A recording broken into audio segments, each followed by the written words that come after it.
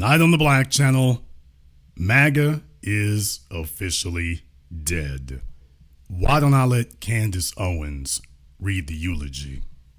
I know why Tucker Carlson, Megyn Kelly, Candace Owens, and Alex Jones have all been fighting me for years, especially by the fact that they think it is wonderful for Iran, the #1 state sponsor of terror, to have a nuclear weapon. Because they have one thing in common: low IQs. They are stupid people. They know it, their families know it, and everyone else knows it too. Look at their past, look at their record. They don't have what it takes, and they never did.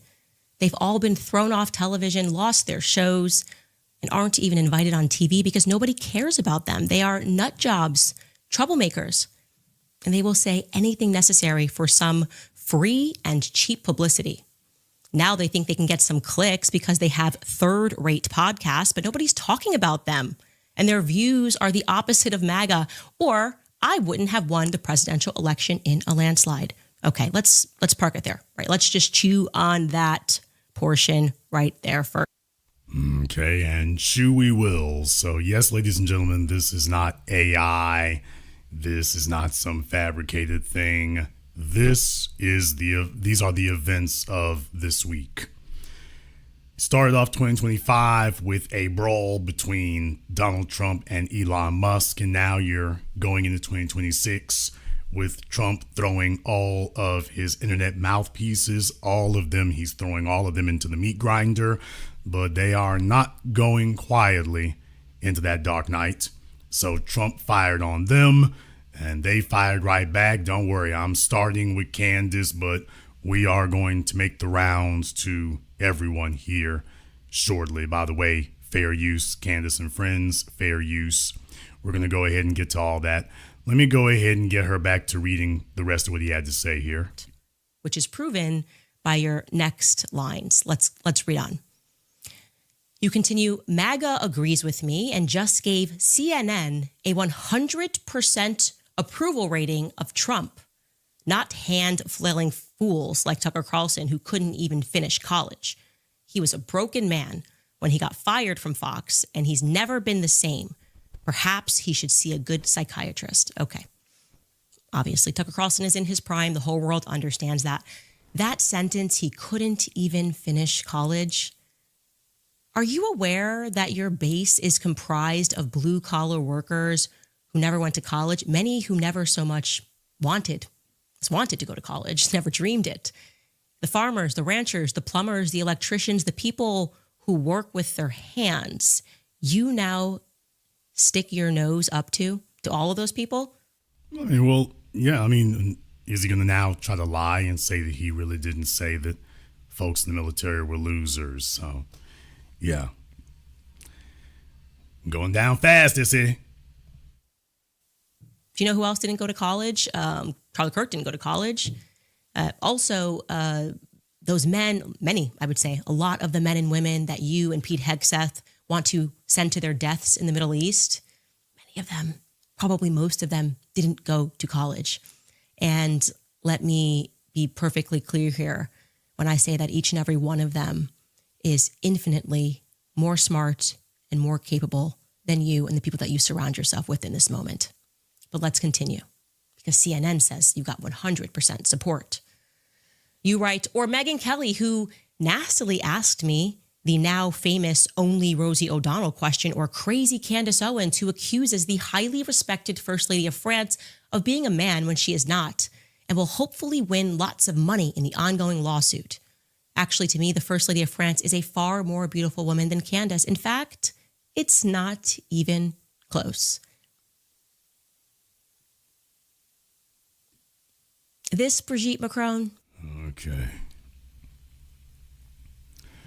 I'm going to skip ahead just a little bit here just because I'm concerned about my YouTube channel. So, Candace is going to take the gloves off there for a moment, but just for my channel, I'm just safeguarding mine. So, yeah, Trump did say that too. We continue. Let's go back to your message conclusively, right? Or bankrupt Alex Jones, who says some of the dumbest things and lost his entire fortune as he should have. It's all about money for you, Trump, isn't it? Damn! Yeah, just in case you all thought that poor little Alex Jones was safe. Oh no, Trump is going for the jugular. For his horrendous attack on the families of the Sandy Hook shooting victims, ridiculously claiming that it was a hoax, these so-called pundits are losers, and they always will be. Now, fake news CNN, who you literally, you just cited as saying you had 100% support. So are they fake or are they real Trump? Now, the fake news CNN, the failing New York Times, and basically, Donald Trump is giving the world a crash course in I'm white and I say so. And that's basically what he's doing here. This is a crash course in I'm white and I say so. Literally, I told you all, it is whatever the reality is that they say it is at that moment. And even if literally 2 seconds later, they tell you that reality is 180 degrees diametrically the opposite of what they just told you it was. CNN is completely reliable. They say I'm the greatest. 2 seconds later, CNN is fake news. Which one is reality? Whatever I'm saying right now. Okay. So whatever they say, you just roll with it. So you are getting a crash course in I'm white and I say so. Right here. I mean, your head's not going to stop spinning because no, it's whatever is convenient for them at the time. And you're just expected to pivot with whatever the new reality is and discard it. So George Orwell's 1984, you are here. all of the other radical left news organizations are hailing them and giving them positive press for the first time in their lives. They are not MAGA, they are losers. Just trying to latch onto MAGA as president, I could get them on my side anytime I want. But when they call, I don't return their calls because I'm too busy on world and country affairs. And after a few times, they go nasty, just like Marjorie Trader Brown. But I no longer care about that stuff. I only care about doing what is right for our country. MAGA is about winning and strength in not allowing Iran to have nuclear weapons. MAGA is about making America great again. And these people have no idea how to do that. But I do, because the United States is now the hottest country anywhere in the world. President Donald J. Trump. Was that written by Mark Levin? Like when he was 6? Or who put this message together? The hottest country in the world because we're bombing kids for no reason, because we just killed 150 schoolgirls for no reason, because you guys just lied about 6 of our servicemen who died. And they had to leak that to CBS News, that you were lying about what was happening. Is that what makes us hot? Is Hot Girl Summer being led by Brigitte Macron? And people who attack people, other journalists, for telling the truth? Is like, what's going on? Who put this message together for you and hit send? You're citing CNN, but you're also dissing CNN for having produced certain polls. I don't know. You just told us that we couldn't get on CNN, but now you're saying that we have good coverage on CNN. You're all over the place. It seems like you can't put together a coherent thought. Let me tell you something, and this is just reality, okay? Going back to just the rules of the jungle. Okay, let all the politicians and advisors around you evaporate for just a moment. Just you and me, ready? People will not fight beside, behind, or for someone who is fundamentally disloyal, okay? If disloyalty and deceit is in your nature, then I highly suggest that you combine it with silence. You can be what you are, but I would advise you do it quietly, Trump, because MAGA is no longer commanded by you, and you know it. You know it. You belong to the Epstein class. That is your legacy now. People will see your name on buildings, whatever was agreed upon in those boardrooms, Jared Kushner, Trump, Gaza, hotel, whatever you tweeted, so crass. They will see that. You will earn that. And then when they see it, they will think about how many children had to die or be raped by men on islands so that you could stick the Trump name upon a building. Damn! Yes, folks, the polite tones have been dropped. The code words have been discarded. The gloves are off. The foreign objects are in the ring, and everyone is immediately swinging below the belt. They are going for the jugular. They are swinging to the back of the head. So at this point right now, it is no holds barred. No illegal maneuvers whatsoever. Anything goes in here. is where we're at right now. We're not on our way. We are there now. I mean, that's it. And let me tell you all, well, you know what? Let me not interrupt this because there's a little bit more I want to play here. There's a little bit more I want to play. And I'm going to skip over some of these things here, but she just shows that even folks on his Truth Social have turned against him as a result of this. But there's one more part I want to get in here. I'm going to skip over all this other stuff where they talk to some other people and things because there's one thing in particular I want us to get to here. We're going to skip over. She was also going after Laura Loomer. So there was that. But then I want to get to this part here. Here's what I want to get to. I will say that there were a lot of things that when you just look at the people that are around him that are such maniacs that were very memeable. I think people were just saying, this is the end of MAGA. MAGA is dead. It had me feeling a little bit like Charlie Kirk. like Erica Kirk, MAGA is dead. It's over. Not to be morbid. What are the merch sales? Where are the merch sales? We need merch. MAGA is dead. It's over. We do have some great merch right now. That's up on the website. I'll show you guys some of that. Now, folks, I said all of this, I think starting like last summer. I mean, they barely got in the White House, and I was declaring it then. I was saying all of this then. You can go take a look back through my programs. The week that MAGA turned on itself, that was Marjorie Taylor Greene versus Laura Loomer. I called all this way last year. I documented every step of it. But furthermore, I predicted all of this before the election was even over. Don't listen to any clown tries to tell you they've heard it. They're not on the record. You don't have them on the record saying what was going to happen and exactly how it was going to occur. It's not another, they're going to go down. Okay, nigga, you explaining from church. Explain to me, tell me the specifics of how this is going to unfold. And I told all of y'all how it was going to unfold. That Vivek Ramaswamy was going to be the first one voted off the island. If you'll all remember, I said Vivek is going to be the first one voted off the island. Out he went. He was first. But then I reminded you all, no one can have primacy over Trump, so Elon will be the next one voted off the island. Take a look at all the billionaires who were around Trump before. Rex Tillerman of Exxon. I told you Elon is going to get voted off the island because Trump is not going to have any rivals around him. And sure enough, Elon was next voted off the island in exactly the order I said it would be. And then I said, and last but not least, you're going to have to go ahead and vote your flunkies out if they don't pull the line. And sure enough, now it's time to go ahead and slide this blade in between all their ribs. And don't deceive yourselves into thinking that he's out of people to throw overboard, because last but not least will be the MAGA faithful themselves, the rank and file.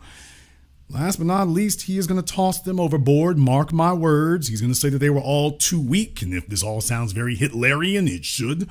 He will say that they were all too weak and they were all too lame and whatnot. And he was the only thing holding the country together. And all of you should have been grateful.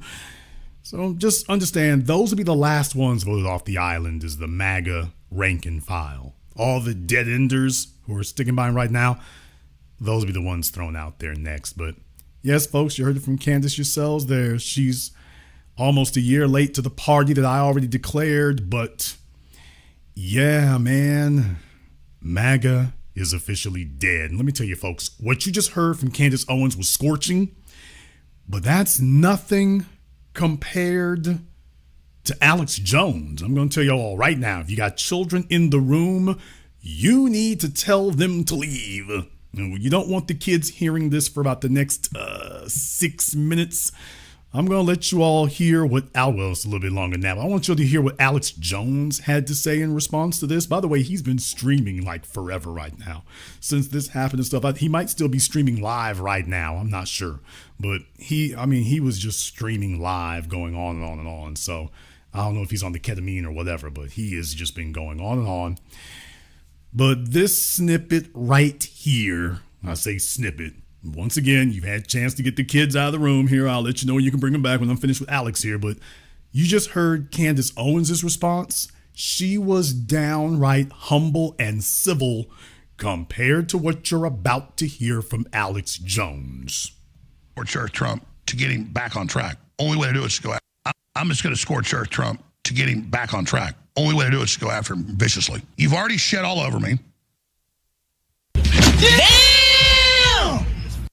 Yeah, folks, like I say, he doesn't waste any time getting right into it. It's like them fight videos you see online. They just take their shirt off and start swinging. So he just gets right to it. I'm just going to scorch earth Trump to get him back on track. Only way to do it is to go after him viciously. You've already shed all over me. And if you try to rub it in, I just, at that point, I don't care anymore. So if you think I've been coming after you, if you think that I'm trying to get clicks by attacking you so the Democrats that don't buy anything from me and don't like me want to put me in jail, if you think I've been on your ass, say one more thing. One more thing out of your mouth. And Laura Loomer, send him this, okay? One more thing. When I've gone through hell back in your ass because you were the lesser of two evils, then I'm going to show you how the cow ate the cabbage. One more thing. You say one more thing. Your ass, say one more thing. One more thing out of your mouth. And Laura Loomer, send him this, okay? One more thing. When I've gone through hell back in your ass because you were the lesser of two evils, then I'm going to show you how the cow ate the cabbage. Yes, up. Do one more thing. You should be kissing my ass. But instead, you shed all over me and rub it in. I'm not looking for a fight, but if you want one, you came to the right place. So, I'm like a rattlesnake. They're not really aggressive snakes. Water moccasins come after you and bite you. Cobras come after you. I'm like rattlesnakes trying to get away. I'm like, hey, leave me alone. Hey, please don't step on me. God, that really hurts. Please stop. Oh, your daddy's over here. Let me step on your mommy. Let me step on your kids. And I'm just like, all right. I'm like Darth Vader looking at Emperor Palpatine, looking like Skywalker. I'm like, all right. I'm going to politically throw you down the reactor shaft in 2 seconds. And just, hey, does Alex Jones bluff? No, I don't. You think I'm intimidated by you, Trump, the president of the United States? Think I'm intimidated by your hit teams, all the rest of it? Whatever, man. You got God to deal with. I want to focus on the midterms, the Democrats. I want to promote what's good you're doing. And I want to be left alone. Yeah, folks, like I said, I mean, by the way, and as you can see, he goes on and on here. So, yeah, those are just the main snippets from just one part of it. But in case anyone's thinking, oh, Jason, it wasn't that bad. They didn't say that much. Oh, the hell they didn't. So, yeah, y'all, it's not on, it's up. It is all the way up over there. And we're not done yet. What? No, we're not done yet. Tucker Carlson, as far as I know, has not, gone on air or online, and video to respond to it necessarily just yet. However, there is this from Newsmax. Newsmax chief Washington correspondent James Rosen reports that Carlson responded to Trump's Truth Social post Thursday saying, quote, "I've always liked Trump and still feel sorry for him, as I do for all slaves." Asked to elaborate, Carlson added, "He's hemmed in by other forces. He can't make his own decisions. It's awful to watch." So, yeah, folks. Yeah, that's you want to know how it's going. It's going like this over there right now is how it's going. It's going like this. As a matter of fact, I think that Candace had something to say about that, as a matter of fact. Well, this is a statement from Tucker Carlson, as a matter of fact. This was a statement that he had put out in response to this. And I'm going to read it. He writes, he's in a tough spot, referring to President Donald Trump. Establishment media never reports this, but the Israeli government has a storied history of blackmailing U.S. presidents. Damn! All right, folks, this is not being spoken on the Alex Jones conspiracy theory corner of the internet. It is now mainstream. It is mainline. It is everywhere. So, yeah, folks, it has now gone pandemic. It has now gone pandemic. This is no longer quietly whispered in the dark corners and recesses of the political society. This is now the mainstream thought, and this has now gone global and pandemic. So however we discuss this type of thing in the future is going to be in the vein of how the narrative is said now. Perhaps the most jarring example occurred in the 90s when Israel used recordings of Bill Clinton, Monica Lewinsky phone sex sessions as leverage to pressure Clinton into releasing convicted spy Jonathan Pollard from prison. We are not joking, that really happened. The phone sex story is worth remembering as President Trump attempts to end the Iran war. Like many other things Israel has done, it shows that America's special ally is willing to play very dirty to achieve its goals. Dark money, campaign contributions, extortion, physical threats, and even assassination. In their anti-Christian worldview, the end always justifies the means. They have no issue destroying lives. Israel's current top priority is making sure Operation Epic Fury does not stop. They know the U.S. fighting their war for them is the best chance at expanding their borders and becoming a global superpower, and a peace deal would foil their plot. Based on the country's past, its leaders are doubtlessly willing to push as hard and as necessary to ensure the bloodshed continues. That could mean Clinton-style blackmail against Trump or something far more morbid. We do not know for sure whether that is happening, but the mere possibility is haunting enough to keep the president up at night. He is under a level of pressure that most people cannot fathom, with rabid Israel firsters viciously harassing him anytime he dares to stray even slightly from their favorite country's agenda. Their shameless pursuit is steadfast enough to make even a man like Donald Trump go mad. They are as persistent as any group in history, no matter how well the White House has treated them in the past. They are never grateful. They always want more, and they refuse to give the president even an inch of breathing room. It is an unrelenting full-court press. We decided to write this after Trump published a Truth Social post attacking our company, Megyn Kelly, Candace Owens, and Alex Jones, each of whom supported him for years. Rather than engaging in petty name-calling, we want to give the president some grace. He is facing a level of pressure that is dark enough to make him abandon his campaign promises and morph into the precise kind of politician he once vowed to destroy. He would not have let that happen unless his personal stakes were really high. We hope he overcomes. It's very kind of them. It is good to have grace. Like I said, I don't feel angry at him. You can't be angry because there was nothing that landed. There was no truth in what he posted. Ironically, being posted on Truth Social. Who's going to be upset about Brigitte Macron is hot? There's something that is so fundamentally childish about what he published. Everybody who disagrees with me is low IQ.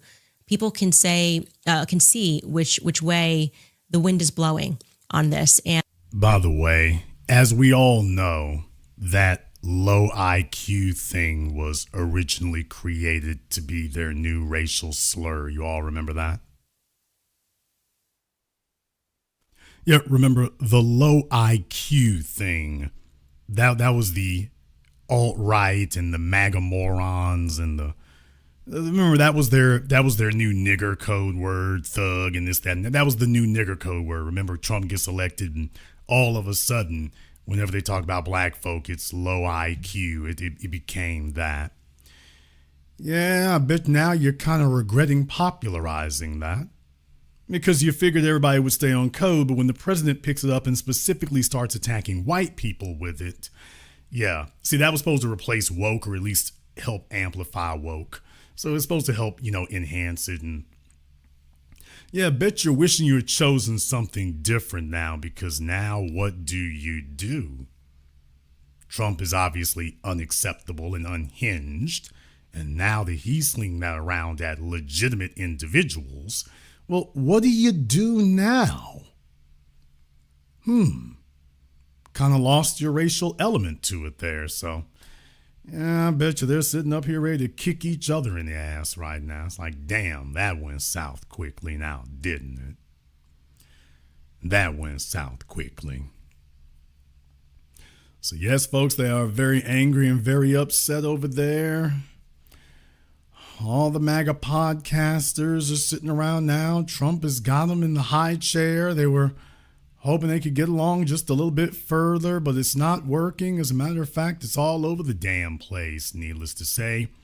Marjorie Taylor Greene had a few choice words here as well.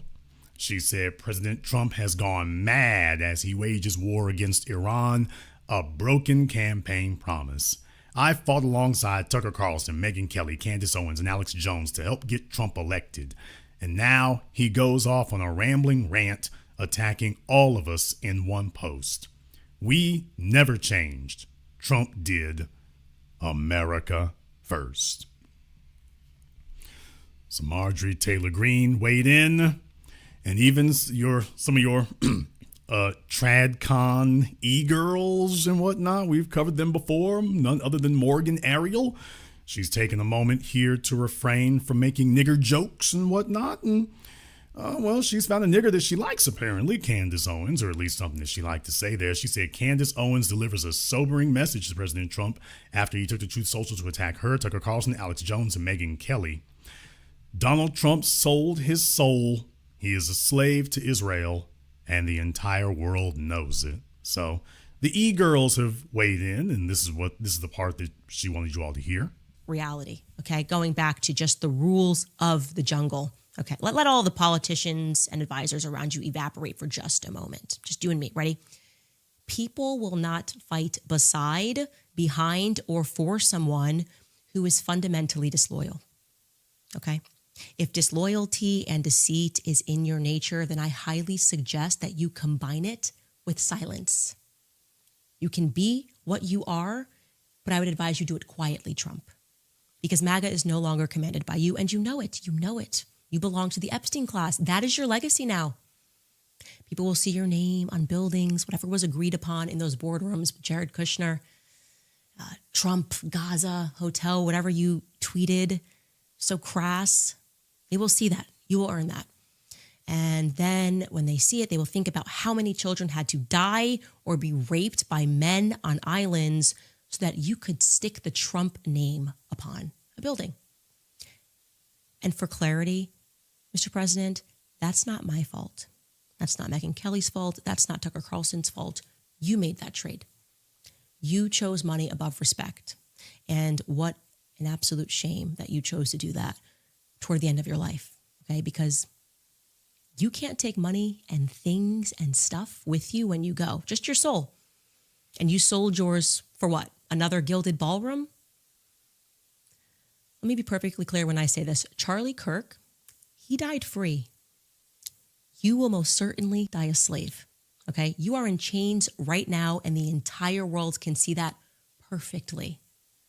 At best, what you can hope for in this moment is that maybe one day upon the college campuses that you so deeply cherish, they'll teach all about your now tarnished legacy as the perfect modern day example of Plato's allegory of the cave. You're familiar with that one? The prisoner chained in a cave, multiple prisoners chained in a cave with a fire burning behind them, mistaking shadows on the wall for reality. And when one of those prisoners escapes and makes it outside of the cave and into true daylight and sees, oh, wait, that's not reality, and they return and they try to tell the other prisoners, no, there's truth and there's actual reality outside, they fight that person. They don't believe it. They call that person crazy. That's you. You are chained inside of a cave right now. And who's making those shadows on the wall, right? At best, the annals of history, I think within them you will be relegated to a philosophical discussion. The madness of President Trump. People will ask, who made Mr. Trump believe the shadows on the wall were real? The professor will chide the class. And in essays, students will cite the example of the man who was once considered a leader of a movement, suddenly reduced to sitting on the side in the Situation Room at the White House while the leader of a foreign country, Benjamin Netanyahu, stands above him, convincing him that Iran represents an imminent threat which can be crippled within weeks. Yeah, the students in that class will be mystified. It will be such a compelling examination. Good discussion. So Morgan Ariel wanted everybody to know that was where she stood, over 250,000 views and rising. So this just gives you some idea. I mean, Trump is getting it from every angle right now. He's getting it from every angle, even from the CPAC freak-off girls. What? He's getting it from them too. So Anywhere you go, everywhere you go, it's up, man. It's up. It's up and hurting them right now. And you can't get away from it. Now, I'm going to include this next part only because in my function as the anchorman of the new black media,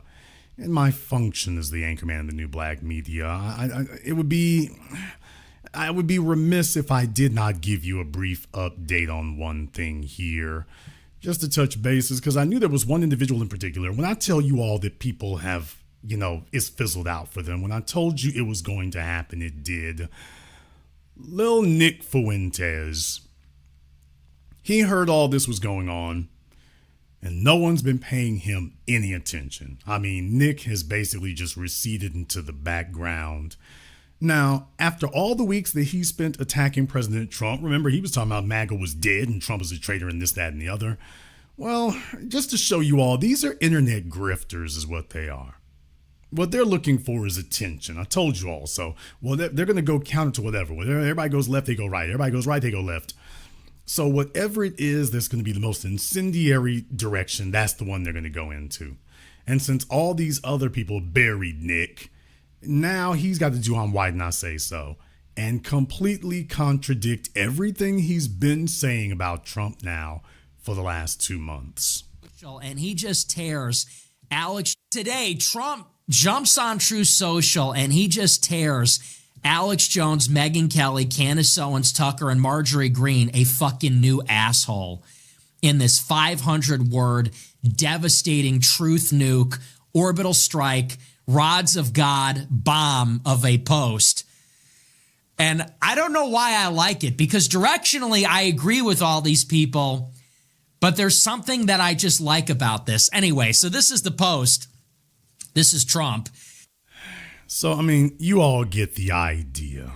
Poor little Nicky, he is so desperate now for relevance. He thought that he had the market cornered on white supremacist extremism on the internet because he wasn't getting banned everywhere automatically. So he goes off he tries to talk up this pathetic nursing home, Parkinson's, Alzheimer's induced ramble from Trump as if this was some incredibly great screed to go on. This is how pathetic things are for Nick. This is how low he's fallen under these circumstances. So being him sucks. It sucks every day. And it's getting worse there. So the whole world is talking about Trump and them, and he had to figure out some way to interject himself. So all of a sudden, Trump, who he was saying all these things that they're saying about just last week, a couple weeks ago, now all of a sudden he's turned 180 degrees. So just understand what it really is, people. It's what I've always told you, folks. It's always that. I said from the beginning that Nick Fuentes, whatever it is he thinks is going to get the most attention, he's going to turn counter to everything, is what he's going to do. So first he's going to be smiling with Tucker, and as soon as he leaves the room, Tucker, you SOB. And it's going to be that. So it's going to be that. And this is how the right ends. Not with a bang, but with a whimper. One that I predicted to all of you before they even got in the White House. Now, what I'm not going to do, I'm going to let you all know what I'm not going to do. I am not going to play Roland Martin. I know. Roland Martin, as usual, desperate to get the attention of the new black media. Desperate to get it because, please understand, the Democrats are by no means guaranteed anything in the midterms, by absolutely no means. None whatsoever. However, in their case, you have to understand that he's got to mobilize something. Something got to come down, something got to go down. He's got to mobilize something, because otherwise it's over for him. So it's got to work. These people are very, very much worried over there. This is what happens when you're dealing with the old media apparatus. They are very, very much worried about that, because they were assuring everybody that it would be the end of the world for us if Trump got elected But you see, that was predicated on the assumption that you would have a unified, hardcore, white supremacist extreme right that was going to become more solidified and more disciplined and more on code as time went on. That was the assumption you have to make, is that they were going to get more solidified and more on code as time went on. And I assured you all from day one that exactly the opposite was going to occur. Now, me and Roland can't both be correct. From the beginning, he was saying that they were going to get harder, more extreme, which means they're going to get more discipline on code. And I told you all that power was going to tear them all apart. And before the first calendar year was over, they were going to be at each other's throats. Did I call it, or did I call it? And deal with it, nigga. So Roland, what he's doing now is trying to convince you all, I mean, they ain't really falling apart, man. It's really going to get bad from here. No, this is it right here. So he's in the unenviable position of trying to tell you that this disorganized, shattered, chaotic morass over there that is spending way more time shooting at each other than they are at any of us, that those guys are the biggest threat, and that we need to back the Democrats, because even though the Democrats are even saying they're not offering us anything, they're not offering us anything. As a matter of fact, folks, they're offering everybody else something here. Something is off. What's going on with Trump's endorsements? Include Trump's endorsement of pro-amnesty Byron Donalds for governor of Florida to this list. Maria Elvira Salazar, who is currently pushing that Dignidad bill. The Dignidad Act, folks, is literally in Spanish. The name of it isn't even in English. The name of it is in Spanish. The Dignidad Act. She's talking about it's the Dignity Act. It's not even called the Dignity Act. You called it the Dignidad Act, and it's amnesty. It's amnesty for about 5 or 10 million, which she already said, by the way, that we'll just make it legal for them to stay here now, and another politician can come along later and give them full amnesty. So these are your Latino Republicans in Florida. She is a Republican in Florida. Mike Lawler, Jewish, New York, Republican. And oh my goodness, well, what do you know? And you'll start to see a theme here in a few moments. You want to talk about some of your other tether classes, the other tethers. By the way, Miss Salazar, Mr. Lawler, Mike Kelly, Gabe Evans, Marlon Stutzman, Don Bacon, Young Kim, all right, so the Asians are accounted for, Mario Diaz-Balart, Florida, James R. Bayard, Indiana, Lloyd Smucker, Pennsylvania, James C. Del Moylan, GU, was that Guam? Okay. Monica De La Cruz, Texas. These are your Republicans, people. These are your Republicans who want to support this Dignidad Act. These are your Republicans now. And what do you know? The tethers from all around the globe. Nick LaLota, Neil P. Dunn, Jennifer A. Kiggins, Zachary Nunn. Yeah, New York, Florida, Virginia, Iowa. Oh, yes, sir. These are your Republicans. And if you think that Trump will not sign this into law, you're stupid. You're stupid. These are your Republicans, the anchor babies. These fresh from the first generation, or some of them are first generation. Some of them are second generation. Some of them are first generation. This Salazar, I think her family is Cubans, refugees or whatever. Her parents were straight over from Cuba, I believe. And yeah, there she is. There she is. Yeah, this is the result of allowing them over for decades and decades. They've been sleeper cells, and then as time goes on, yeah, they agree with you about taxes, and they might even agree with you about LGBT, but when it comes to that border, what do you know? All these disparate elements, all of them are on the same page. Now, isn't that interesting? All of them are on the same page.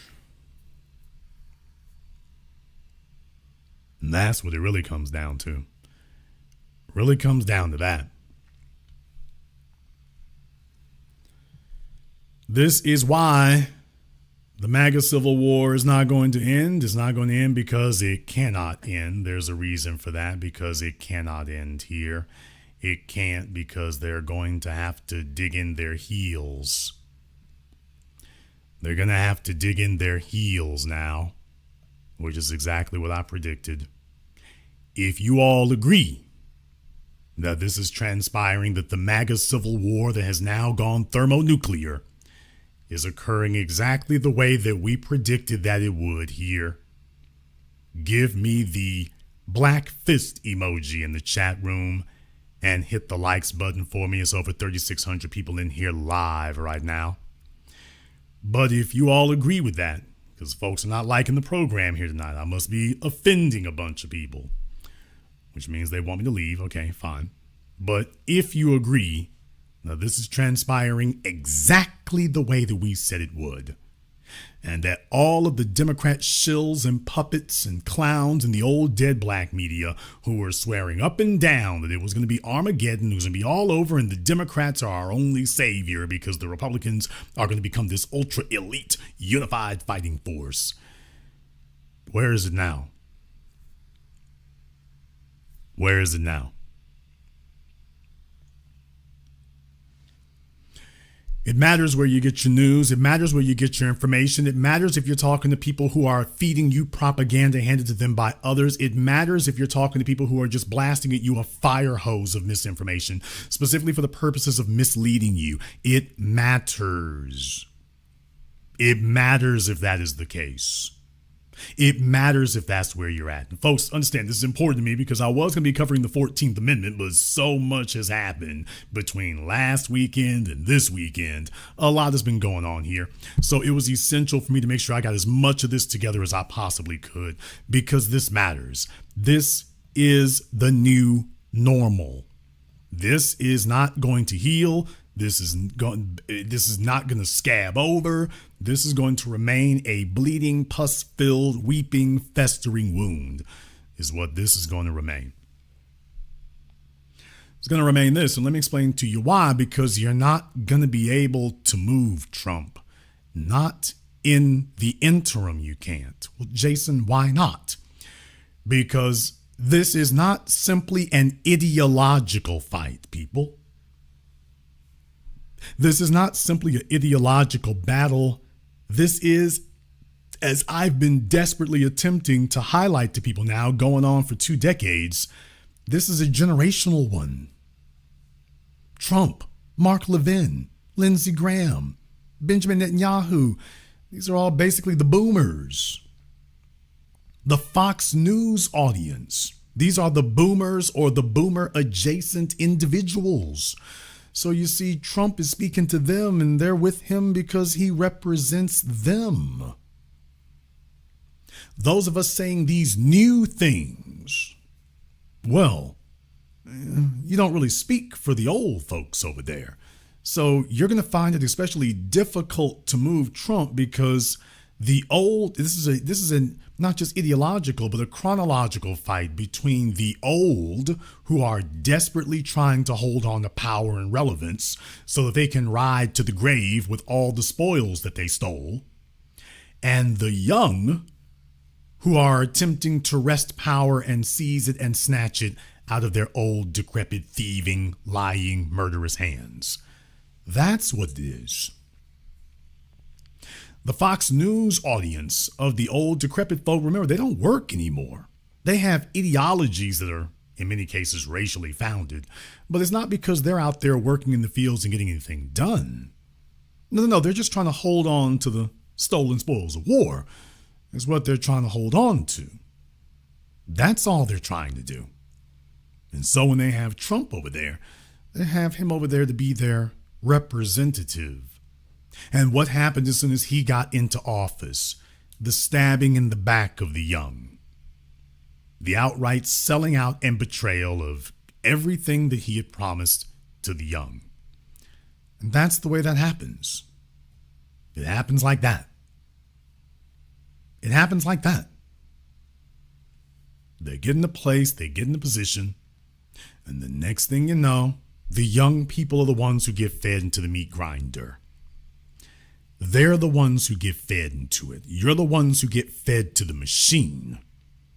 Because as far as they're concerned, that is your purpose. Your purpose is to get fed to the machine. That's your purpose. Case in point. Oh boy. Yeah, as if you needed more proof, as if I didn't bring you enough. Well, hey everybody, the war in Iran is going great. The war in Iran is going wonderfully. As a matter of fact, the war in Iran is going so wonderfully, they've got things so well in hand that they are going to begin registering American males for selective service automatically. What? Damn! What? Damn! Oh yes, they're no longer going to put you through the triviality of sending in your selective service card. You're going to just be automatically registered, or should we say drafted. You will be drafted onto the rolls of selective service automatically now. You are no longer going to be allowed to self-report. You will now be drafted, if you will, onto the rolls of selective service. By the way, we couldn't find any strong and independent females or otherwise who were volunteering to demand equality, that in the 21st century they must be treated equally, by the way. I couldn't find a single female who was objecting and saying, hey, wait a minute, why didn't you include us? We are the backbone of the community and the backbone of the nation. Why didn't you include us? By the way, I just couldn't help but notice female opposition here is curiously quiet. Oh, too soon? Too soon? Okay. All right. Let me go ahead and leave that alone. Too soon. Off topic? No. All right. In any case. So, yeah, the war is going so great and they've got things so well in hand that, by the way, fellas, if a chick try that with you and just tell her, where's your selective service card? Okay. Enough said. But yes, things are going so well that now, so we're just going to automatically register folks here is what we want to do. I need you all to understand this is not for this conflict. You need to know that. This is not for the purposes of this conflict. Remember, these are things that pile up and accumulate over time. Understand that. These are things that pile up and accumulate over time.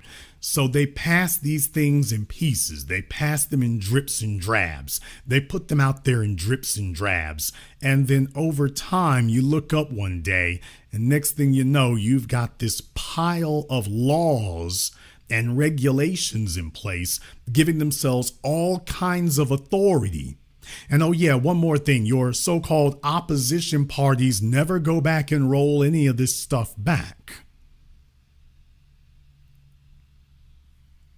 You notice that? Your so-called opposition parties, none of them, when they get in office, they never roll any of this stuff back. The Patriot Act, while the Democrats, when they overturn the Republicans, Barack Obama gets in office and leaves everything exactly the way it was. The surveillance state, everything exactly the way it was. 3 strikes, everything exactly the way it was. Post 9/11, everything exactly the way it was. Yeah, every time you turn around, when they do these things, one party passes it, and next thing you know, the other parties support us because we're against that, and you put the other party in power, and then all of a sudden they're not interested in overturning any of this stuff that happened. They don't. Well, we don't want to look backwards. Wait a minute, but I thought you wanted to be elected because of what happened back there. So you want us to elect you for what happened back there, and then as soon as you get in office, well, we don't really need to do anything about it. Well, that sounds like you and the so-called opposition are both on the same side. Sounds like you're both on the same team and you're both playing against the people, is what you're doing. The scary part about the Donald Trump presidency is that it has now called into question some very ominous things. Who runs America? I mean, who really runs it? Who's really running this thing? Who's really in charge? Who's really calling the shots? Who's really getting what they want? Because you have to understand, for something like this to be happening like this so uniformly, it's got to be conscious and organized. So who's really running it? Who's really in charge of this? Who's really making the rules and who's really setting up the program? And then all these other people, their job is to sell the masses on the program and make sure there's not a mass uprising in the streets. But who is it who's really doing this? Because it's very obvious that the guy in the White House is not the one calling the tune. It's very obvious that he's not the one doing it. There are other forces at play here, and they're the ones doing it. They're the ones doing it. They're the ones making this happen. They're the ones pulling the strings. And they're the ones setting up the dominoes. And everybody else is just here to play their part. And now at long last, as I said there before, now the old Fox News people and all the folks who helped put this into place, what are they saying now? They're saying what I was saying the entire time. That somebody put a bullet past Trump's ear and let him know. Now the next one can be down your ear. Or, like your little buddy Charlie Kirk, it can be down your throat. And if you don't think that J.D. Vance will succeed you in office and dance to our tune, well, I guess you're not really taking seriously who put him where he is. By the way, folks, very ominous. Very ominous, isn't it? Have to remind you that. Have to remind you of that.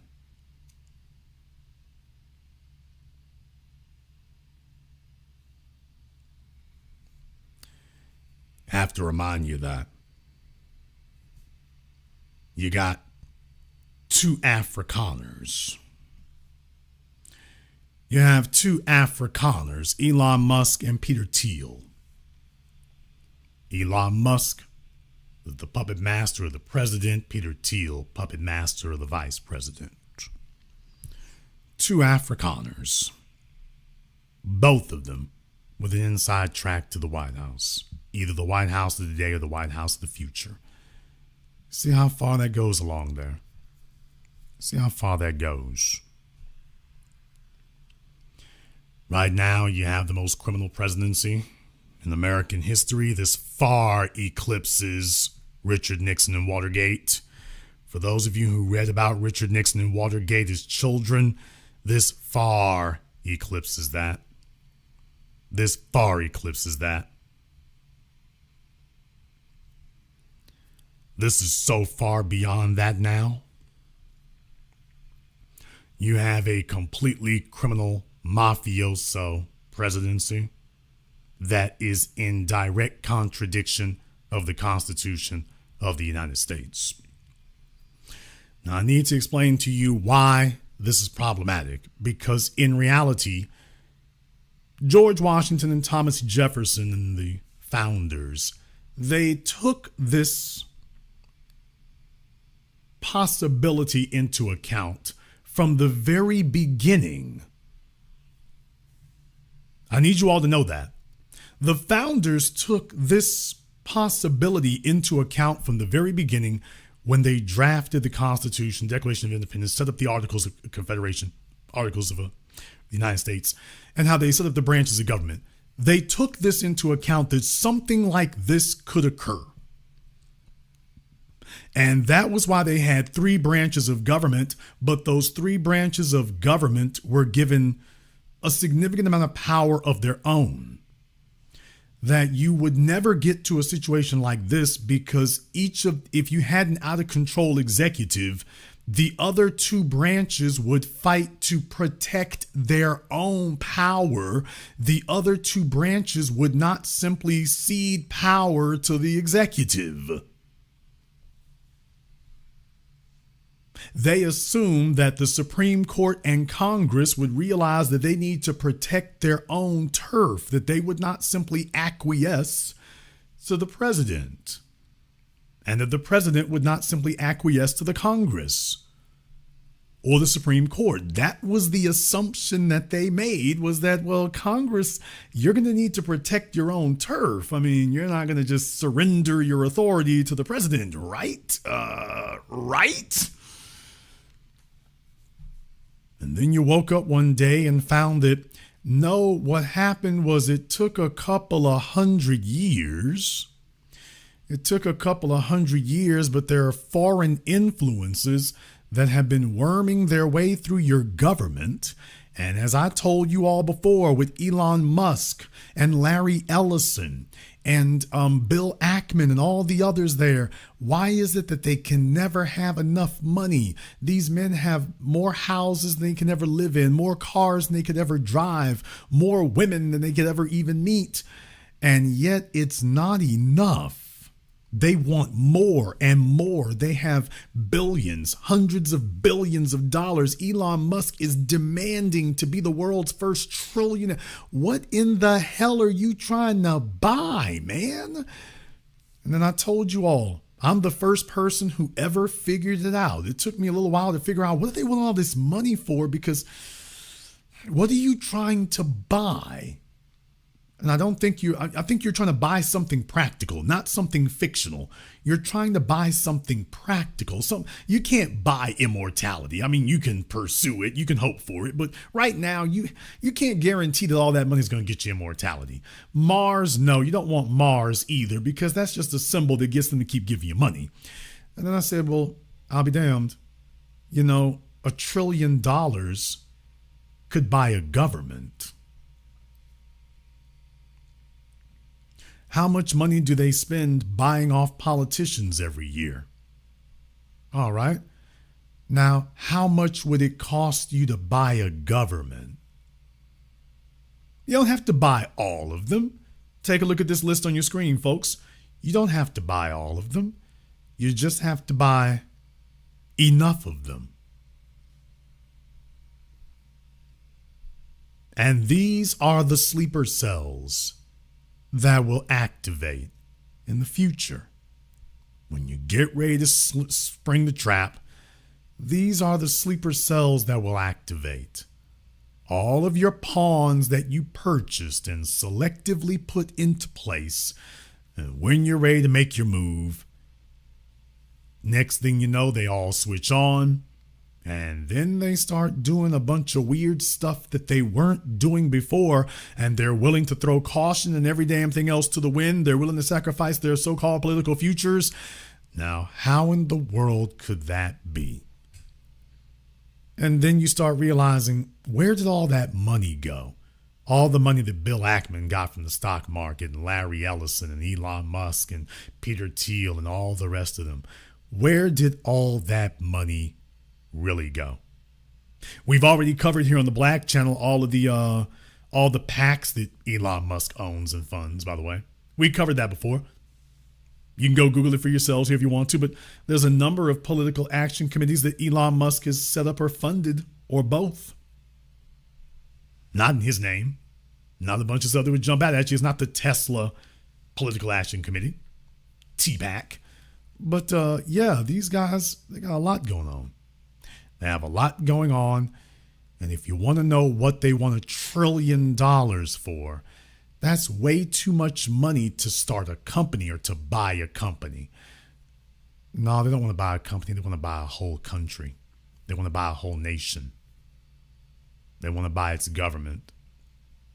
You don't have to buy all of them. You just have to buy, 30%? Yeah, folks, you don't even have to buy 50% of them. You want one specific, you want to have laws changed in pieces, laws changed in parts. That doesn't require you to buy 100% of the politicians. It doesn't require you to buy 50% of the politicians. Only requires you to buy about a third of them. You buy a third of them and you can get that through. And here we are.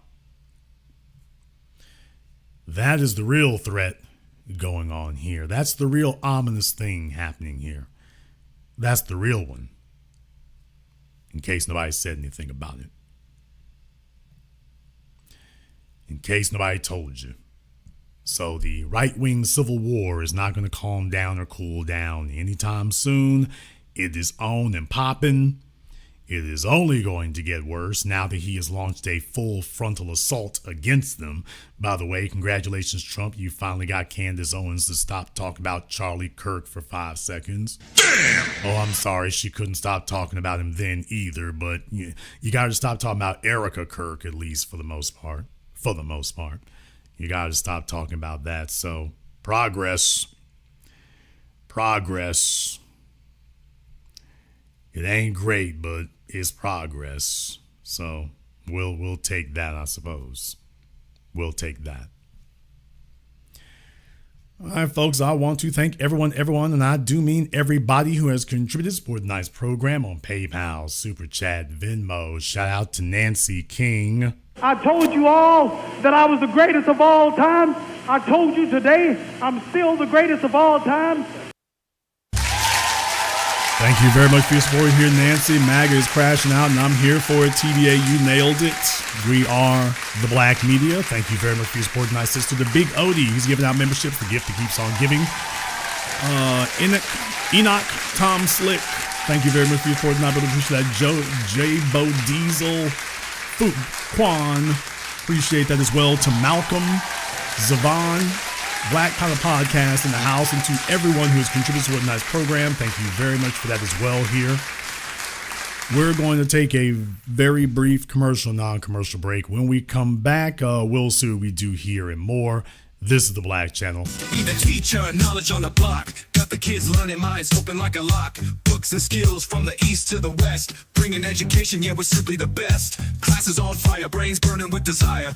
Innovation driving like a tire through the mire. Math, science, history, we got the whole range. Kids hitting new heights, teachers making a change. Used to be the teacher, stacking up the grades. Future bright shining, no need for no shades. Got the youth thriving, moving up the ladder. Smart and sharp, brains growing fatter. Lessons so lit, yeah, they stay in a blaze. Every mind sharp like a sword in the haze. Mr. B in the house breaking knowledge chains. Education kingpin, we ripping the games. Used to be the teacher.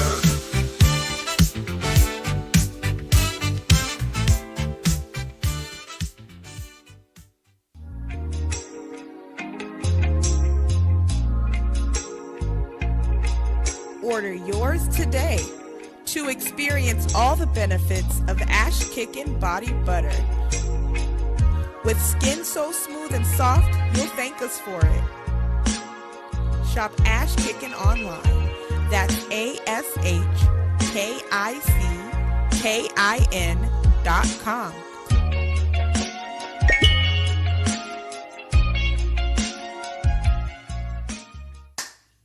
Hi, this is Brenda Starr, creator of Poetry with a Purpose and author of the book Pressed But Not Crushed.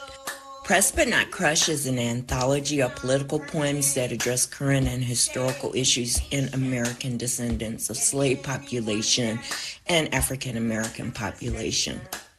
The book describes slaveries and its residuals, Jim Crow segregation, social depredation, and other relevant issues to American descendants of slaves and African Americans, including the current political climate that does not address our issues.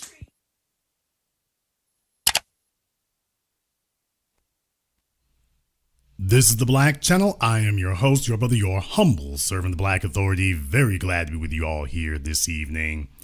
I was about to shut things down because folks are not liking the program here tonight, but it looks like some of the riffraff may have cleared out there, so we'll see what's happening.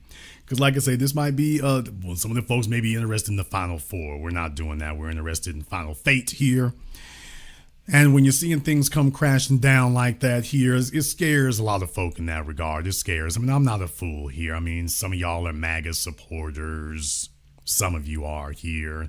Some of the folks here are right-wing supporters. You don't like hearing this kind of stuff because you've been low-key trying to root for Trump and your Candace Owens stands, and some of you clown-ass niggas think she's cute. What? And so that's all you're concerned about. So I guess this is OnlyFans for the lamest of dudes, I suppose. It's really for that. You know, some of y'all are probably lusting after Megyn Kelly. But in any case here, it's important that we keep this in mind because this gives you a very clear indication of where things are going to go. You see, what we have to do is we have to watch the pieces on the chessboard. I don't want to hear some jackass telling me about 4D chess. I don't want to hear about anybody talking about 4D chess. The MMA fighter, former MMA,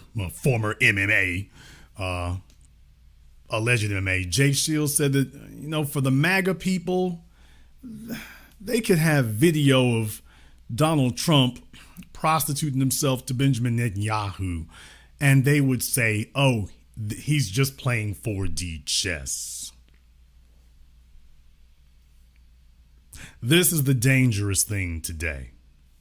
It's not about being low IQ, it's about being no IQ. It's about that. Individuals who don't think, they just feel things. And so whoever it is that's the most flashy at the time or most available, they go along with it. I need you all to understand something. Winners run in packs, but guess what? So do losers. What? They run in packs too. So do followers. And they tend to look for somebody new to follow. So in the internet, yes, you have a lot of narrow casting. You have a lot of niche programming. And for a lot of folks here on your screen right now, you're seeing their guilty pleasures. I need you all to understand that. You're seeing their guilty pleasures.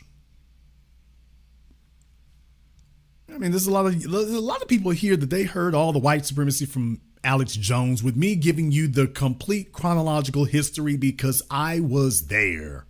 When Alex Jones first came to prominence because of Bohemian Grove and being on Coast to Coast AM with Art Bell on the AM radio at the nosebleed hours of the night, I was there. I was a teenager when Alex Jones got put on national television by Art Bell. I was there. I watched the whole thing. And Alex Jones was not giving any of this right-wing racist talk back then. It was just strictly UFOs, Area 51, Bohemian Grove, secret societies. That's all it was. When I saw the white supremacy talk coming, I said, okay, there's the turn. There's the swerve. And I called it out for what it is. But we have to be honest here. A lot of you folks here, there's a lot of folks here who butt kissing and buck dancing is in the DNA. Butt kissing and buck dancing is in the DNA. And while we do talk about tethers and whatnot, there's a whole lot of domestic tetherists. There's a whole lot of domestics that we have to remember as well. So you see, they see these white supremacists and do these things, then they sit up here and just slough that off. They see Alex Jones and them and whatnot, and they see them celebrating the murder of Trayvon Martin and things, and y'all know me. With Candace Owens, I have never forgotten and I have never forgiven. It doesn't matter what she does, I keep coming back and reminding people. Yeah, Alex Jones really did shift about the time Obama got elected. He started making that turn, and then when we took to the streets after the murder of Mike Brown and Trayvon Martin, that's when the whole mask came off for Alex. When we took to the streets and all of a sudden Mr. Anti-government, anti-tyranny, all of a sudden he became the biggest pro-government, pro-police, pro-FBI, pro-tyranny individual that you could find. It's like, oh, there's the real thing. There it is, right there. That's who you really are. So glad you don't have to pretend anymore. That's the real thing right there. Now, I just want you all to know that it is my job to document these things. Perhaps I should be a documentarian. It's my job to document these things, and I'm going to keep that very much on the front burner. I am not going to dismiss, disregard, or cover up the fact that all these individuals on this screen have been staunch, stone cold, anti-black, racist, white supremacists wannabes. I am not going to let anybody forget that reality, because that's really what it is. It really is that. It's really that. And the fact that they are having a skirmish and a problem amongst themselves right now, I don't want you to get that twisted about the significance of that either. I want you to not miss the significance of that. That's important. That's important to remember. Because, especially for young folk, the problem is y'all have grown up on the internet and y'all got like racists sitting in your Xbox and stuff, slinging the N-word around and whatnot. And a lot of you gotten desensitized to that and think that's okay for folks to be calling you nigga to your face and whatnot. And you get off on that nonsense, and you don't have solid parents around you and whatnots because they're flaky too. And then idiocy, devolves as a result of it. So that kind of thing happens. In the chat room, Florida Native 23 needs to give me a call up on Zoom. What? Florida Native 23 needs to give me a call up on Zoom. Let me go ahead and pin the link to the chat room. Let me pin the Zoom link here on the chat room. You can go ahead and give us a call up here. You got 2 minutes. So Florida Native 23, you got 2 minutes to go ahead and give us a call up here on Zoom. And you can articulate to everyone exactly what it is that we're all missing. You can give us a chance to articulate to all of us exactly what we're missing. We'll give them a couple of minutes for that. I'm sick to death, and I don't want to hear another damn jackass out there talking about no damn 4D chess. I don't want to hear anybody talking about 4D chess. That's not what we do. We don't do idiot box. We don't do that. There's nothing like that. Okay, let me jump over here on Zoom. I think Florida Native is on Zoom here. We'll see. At least we're about to here. And if not, we can probably go ahead and ban them. That's an option here as well. Okay, Florida Native, you have 5 seconds to make sure you have your camera and your microphone turned on. You have 3 seconds to make sure you have your camera and your microphone turned on. You have 1 more second to make sure you have your camera and your microphone turned on. Okay. You are bounced from the building. Now, folks, you have to understand, this is not a temporary thing. See, the issue that we have in the modern era, let's have some real talk for a moment here. The issue that we have in the modern era is that so many of you have been raised with a cell phone, suspended in front of your face for so many years that you have a tremendous amount of difficulty differentiating reality from fiction. Maybe that's why we have so many videos out here of some of the most horrendous things, people getting hurt and maimed and killed and a bunch of things. Maybe that's why we have that, because for so many of you, everything is unreal to you. Everything is just entertainment to you. Everything is not a real thing to you. And that's a very dangerous place to be.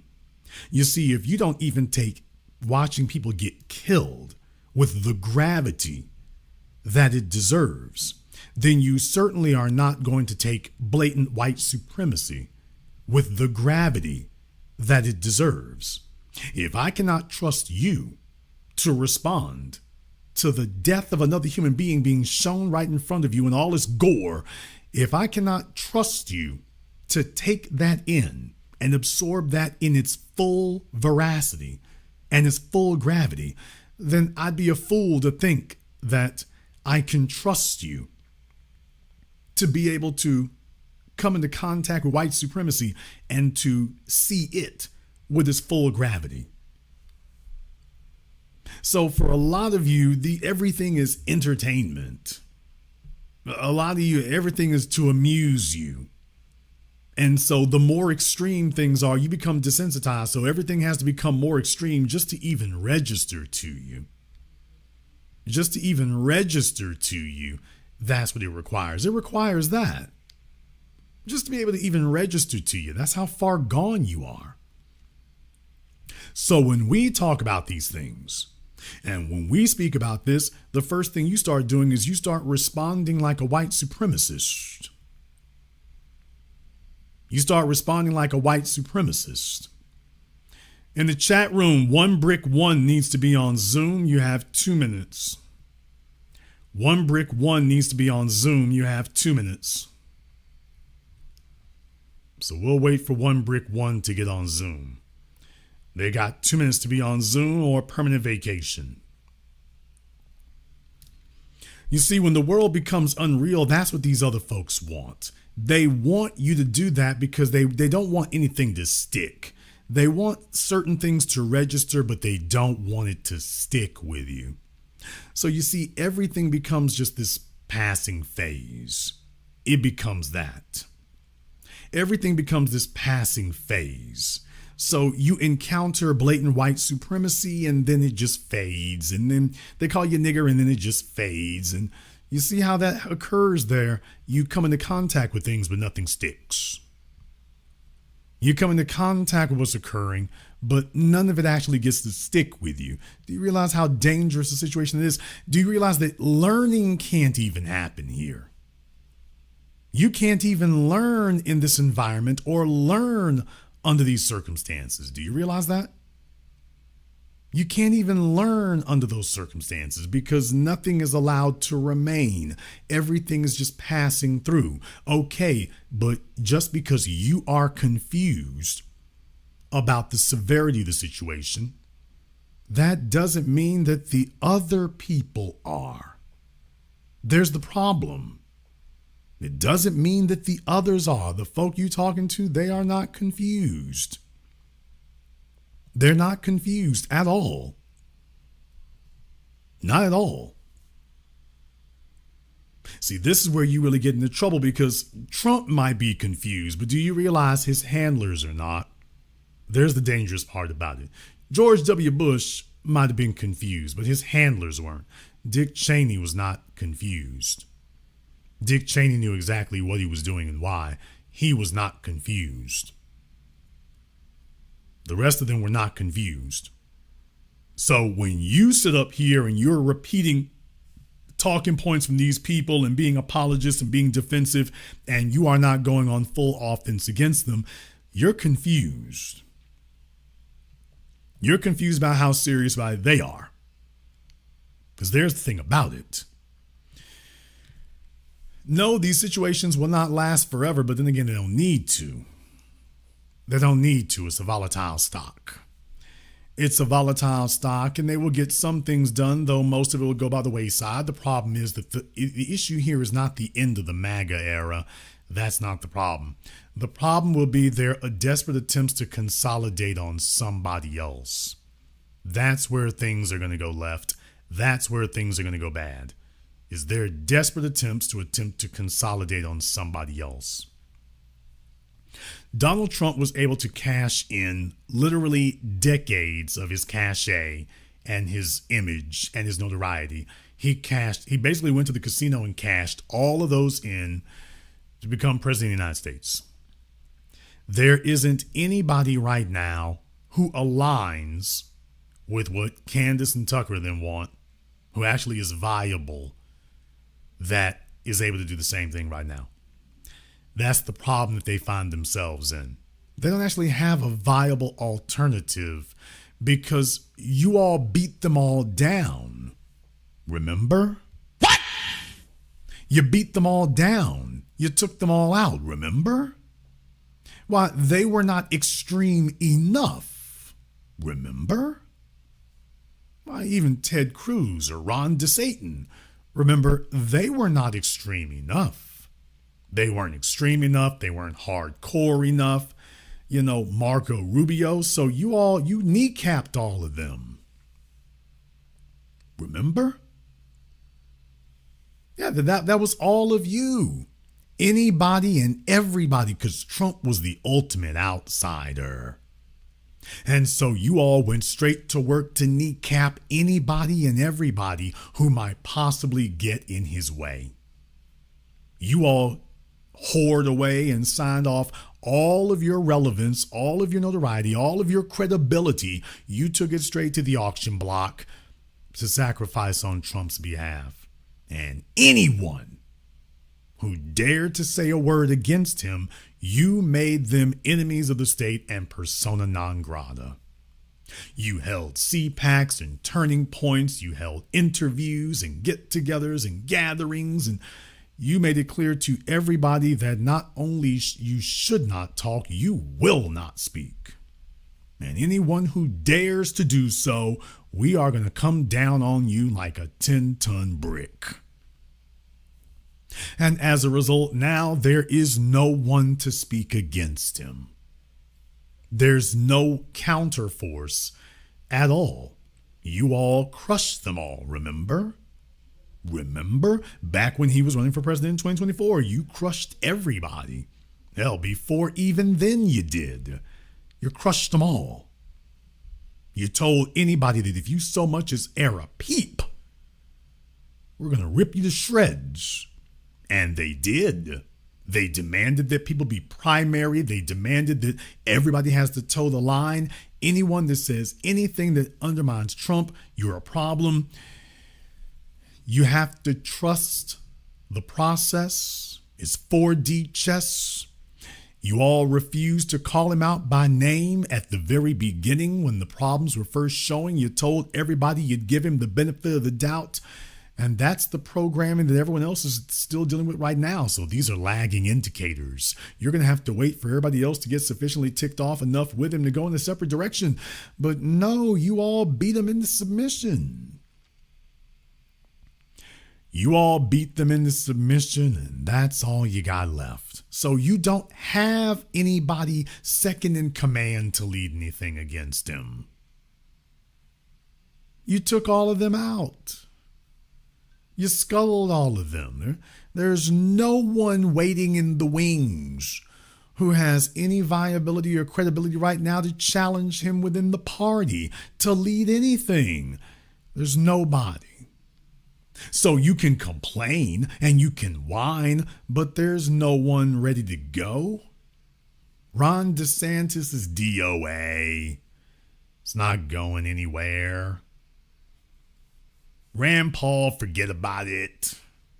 Ted Cruz, please. Right now, Trump is the Republican Party because they gave all of their attention, all their fealty, and all their resources. They gave it all to one person. And so anybody who wants to come up next, you're going to have to either get it from him. And to make matters even worse, you see what you clowns did over there, these constant mouthpieces on the internet. You are each in your own way little mini Cronkites among the sycophantic groups of cultists that you represent. So you see, the people have an emotional attachment to you, not to reality and the facts. They have an emotional attachment to you.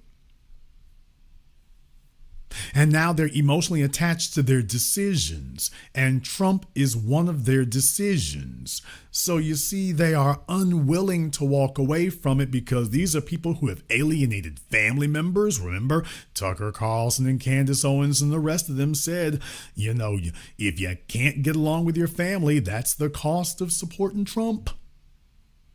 If they won't have you for the holidays, that's the cost of supporting Trump. Okay, this is the result. What do you do under these circumstances when the horse you bet on starts bucking and kicking at you? What happens then? These people have alienated family members. In some cases, they've alienated spouses. They've alienated friends.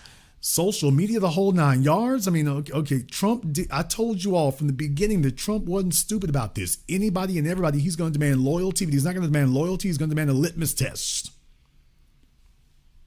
I told you all that he's going to demand a litmus test and everyone will be tested. So he does this extreme stuff and you have to still support him.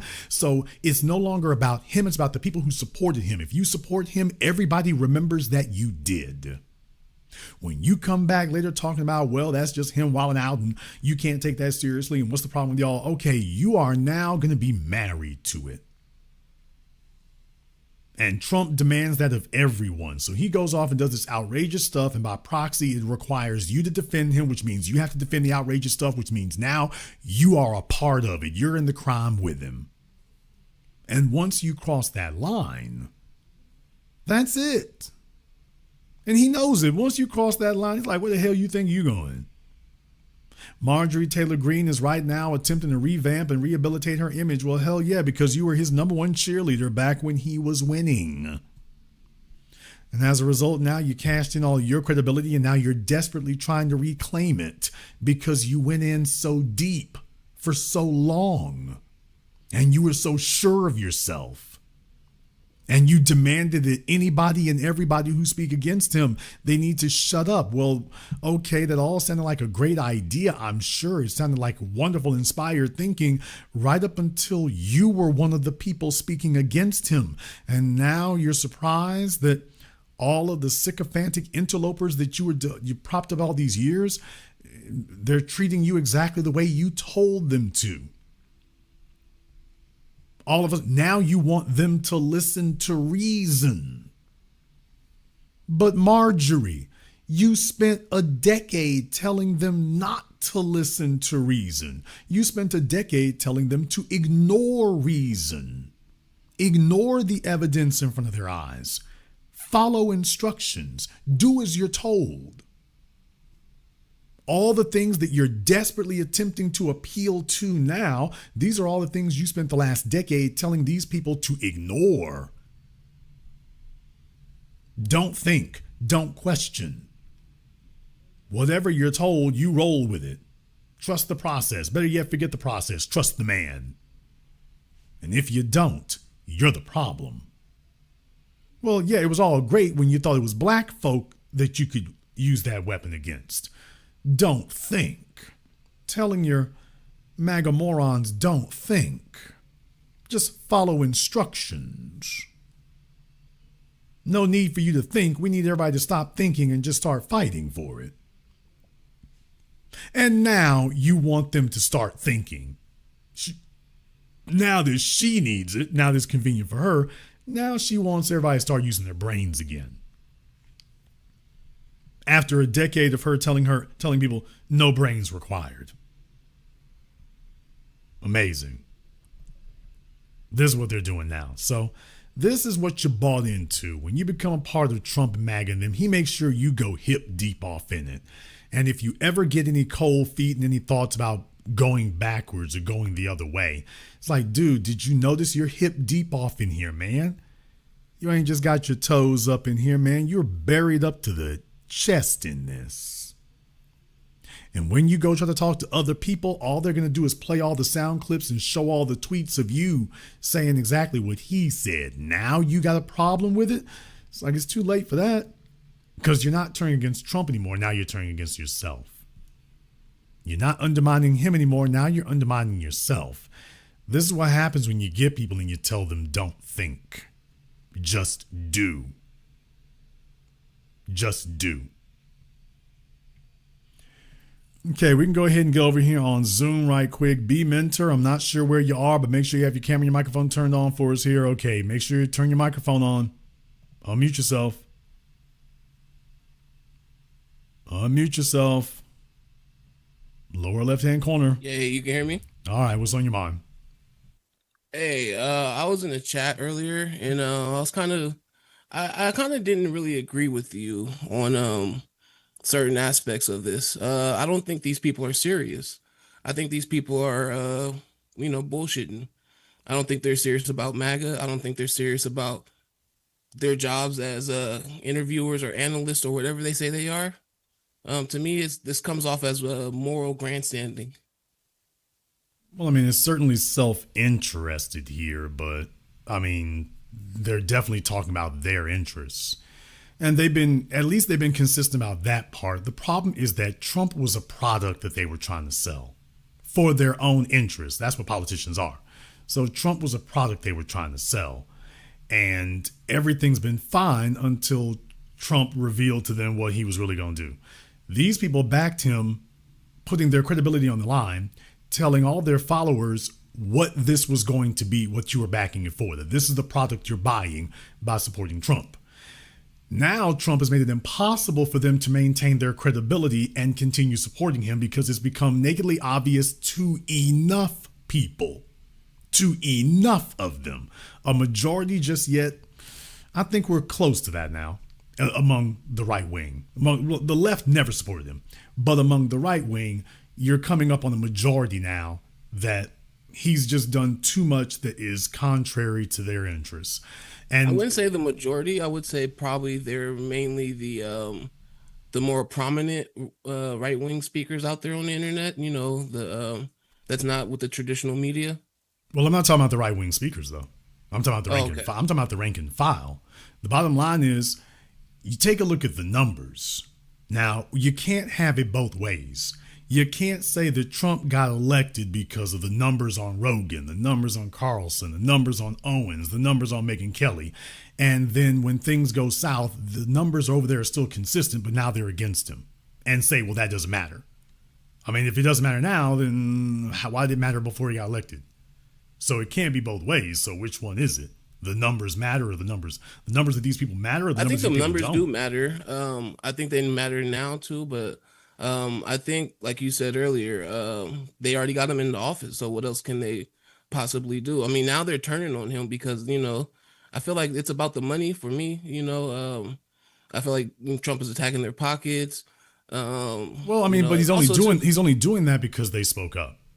So if they had not done that, it would be different. So the real thing is, okay, why did they speak up when they didn't have to say anything? For me, at least, I seen that they spoke up because of the Iran war. Specifically February 28th when we started launching missiles at them. Okay, why does that matter? Because they ran on this sorry my language, they ran on this idea of, America starting no new wars and all this stuff, and they see this Iran conflict as too foreign and too un-American to be part of America First or MAGA. Right, but here's the thing. Who is it who considers this to be a contradiction by going into Iran? Who considers that to be a contradiction? I would say I call them the woke right. You know, the woke right. Candace Owens, Tucker Carlson, all these people. So okay, but what about all the people who listen to them? Because my point is not about even their listeners. Right, they're being misled. Well, okay, yeah. But my point's not about the listeners. You can talk about the podcasters all you want to. Trump ran on that.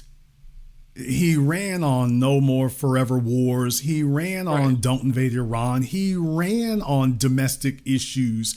He never ran on don't invade Iran. When he came down the escalator, that day he said that he would bomb Iran if he became president. Okay, well, so he's been the most consistent president across time. Okay, well, I'm gonna put an asterisk by that because the thing is, before he came to office, he had plenty of criticism to make about folks about Iran and starting another war in the Middle East. So let's be clear about that. Second of all, nobody voted for him in 2016 to go to war in Iran. Nobody. As a matter of fact, when he was on the stage with the Republicans, he was calling them out about Iraq. So, sir, he literally was saying no more forever wars. He literally was talking about that then. So we can't have it both ways. I mean, but he also did say when he came down, when he started his presidential campaign, that he wanted to dismantle Iran. Okay, now thank you. Thank you. Regime change, sir. Not in. I wouldn't say. Okay, sir. What they talked about is that the regime in Iran needs to go. That's what they've been saying for a decade. Nobody said we need to invade. Sir, nobody said we need to invade Iran. Nobody. Everyone said exactly the opposite right up until 3 months ago. You know, sure Kamala Harris didn't say that, or Kamala Harris said we need to invade Iran. Yeah, and also Hillary Clinton. Okay, when did Kamala Harris say that we? When did Kamala Harris say that we, sir? When did they say? When did they say we need to invade Iran, sir? When did they say that? You can probably pull up her. Okay, sir, I'm asking you. Quote it. Quote for me. I don't. Sir, you got Google sitting in front of you. Right now. You got Google sitting in front of you. Quote it. Pull it up. Okay, you gonna give me time to do it? I can do it. Yes, we can give you a ham sandwich to do it. Yes, sir, we certainly can. Go ahead and Google it and pull it up when Kamala Harris said that we need to invade Iran.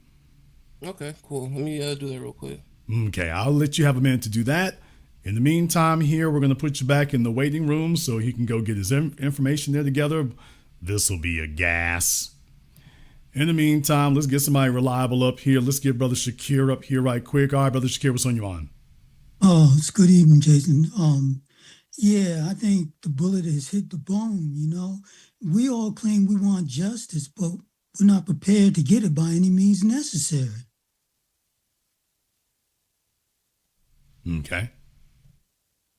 You know, so that's going to be really, I mean, what that places us at a point where, you know, we're at a standstill. I mean, we can talk about it all we want, but until that talk is backed up by some sort of definitive action, then where are we really? Okay. Well, I would certainly not be so stupid as to go onto YouTube and discuss all my actions on YouTube. I mean, that to me, now there's no IQ if I were to ever do something like that. So if you ever see me going on YouTube on a public forum, giving out every detail of everything I'm thinking, well, then at that point right there, yeah, your brain would just rattle around like a golf ball in a coffee can if you found yourself ever doing that. Now, I just think that, you know, I when I look at our people and the predicament we're in, it's just really, really is precarious. You know, I mean, it's almost like the government signs the checks, right? But like all these organizations like the church and secular organizations and content creators, they're asking for donations. But see, the government, they're actually signing checks. So they have ways and means. Okay, the government creates money, sir. Yeah, well, I know that. And okay, that's yeah, the money, the government creates money. So if you have the power to create currency, well, yeah, that's different. So yeah, they're signing the checks because they literally create the money. So that means they can control pretty much, they can't control what we say and what we think, but unless that's backed up by any actions, we're at an impasse. Okay, well, it certainly gives a certain amount of influence, that's for certain. All right, thank you for giving us a call here. Let's go ahead and check back in with B Mentor here. So, yeah, let's just broadcast to everybody everything. Why don't we just do that instead? How can that possibly go badly? Well, we should just give them every detail of what we're thinking here. Here's where we're meeting up at. And all that makes perfect sense when you think about it. All right, B Mentor, you're taking a while to hit that button. Let's not get scared now. It shouldn't have taken you more than a few seconds to pull that up. He was very, very adamant that literally all these politicians were demanding that we invade Iran. And I'm like, okay, well, this shouldn't take very long. Okay, y'all, he hasn't pressed the button to join back into Zoom yet. So I've called him up on Zoom. He's not hitting his buttons over there. What's going on, sir? We're waiting. Oh, he's lost over there, y'all. This is not looking good. Okay, unmute yourself. Unmute yourself. Lower left-hand corner of your screen. Microphone icon. You can hear me now? There you go. Okay, so I pulled up the article, Washington Post, October 23rd, 2024. Harris said Iran is the greatest U.S. adversary and that they need to be dealt with because of the missiles that they shot at Israel.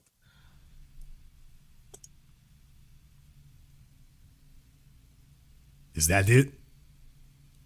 Yeah, you said you wanted to. Okay, no. You said you were going to bring us this. Somebody said to invade Iran, and you were adamant about the words invasion. We are all waiting for you to tell us. We are all waiting for you to tell you. Yes, sir. We got you recorded. I wasn't hung up on the word yes, invasion. sir. You said that they want to invade Iran. I said nobody. Said that, nobody. Yeah. Okay. Thank you, sir. You so just said. You just said it again. You just said it. Adversary, you just said it again. You just said it again. You just said, yeah, they did ask to invade Iran. So we got schizophrenia going on here. When you call Iran the U.S.'s greatest adversary, what are you advocating for? You're advocating that you don't like them. That's what you're advocating. You're advocating that you don't like them. somebody who's shooting missiles at you, you call them the greatest adversary. And you Okay, say Iran's not shooting missiles at America, sir. Where are they shooting the missiles at No, when America? they were shooting at our ally Israel. Okay, you call Israel our ally. That's your personal opinion. When did they shoot missiles at America? That's facts, bro. Okay, That's not sir. opinion. We don't care. When did they shoot missiles at America? We're waiting. They've been shooting missiles at America. When? This whole Iran conflict. Okay, America dropped missiles on them first, didn't they?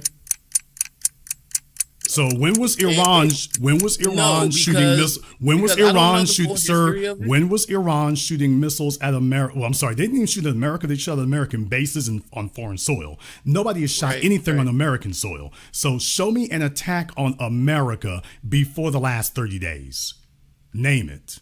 Well, ain't U.S. bases considered American soil? Okay, sir. Show me where Iran was attacking American bases before America launched this invasion against them.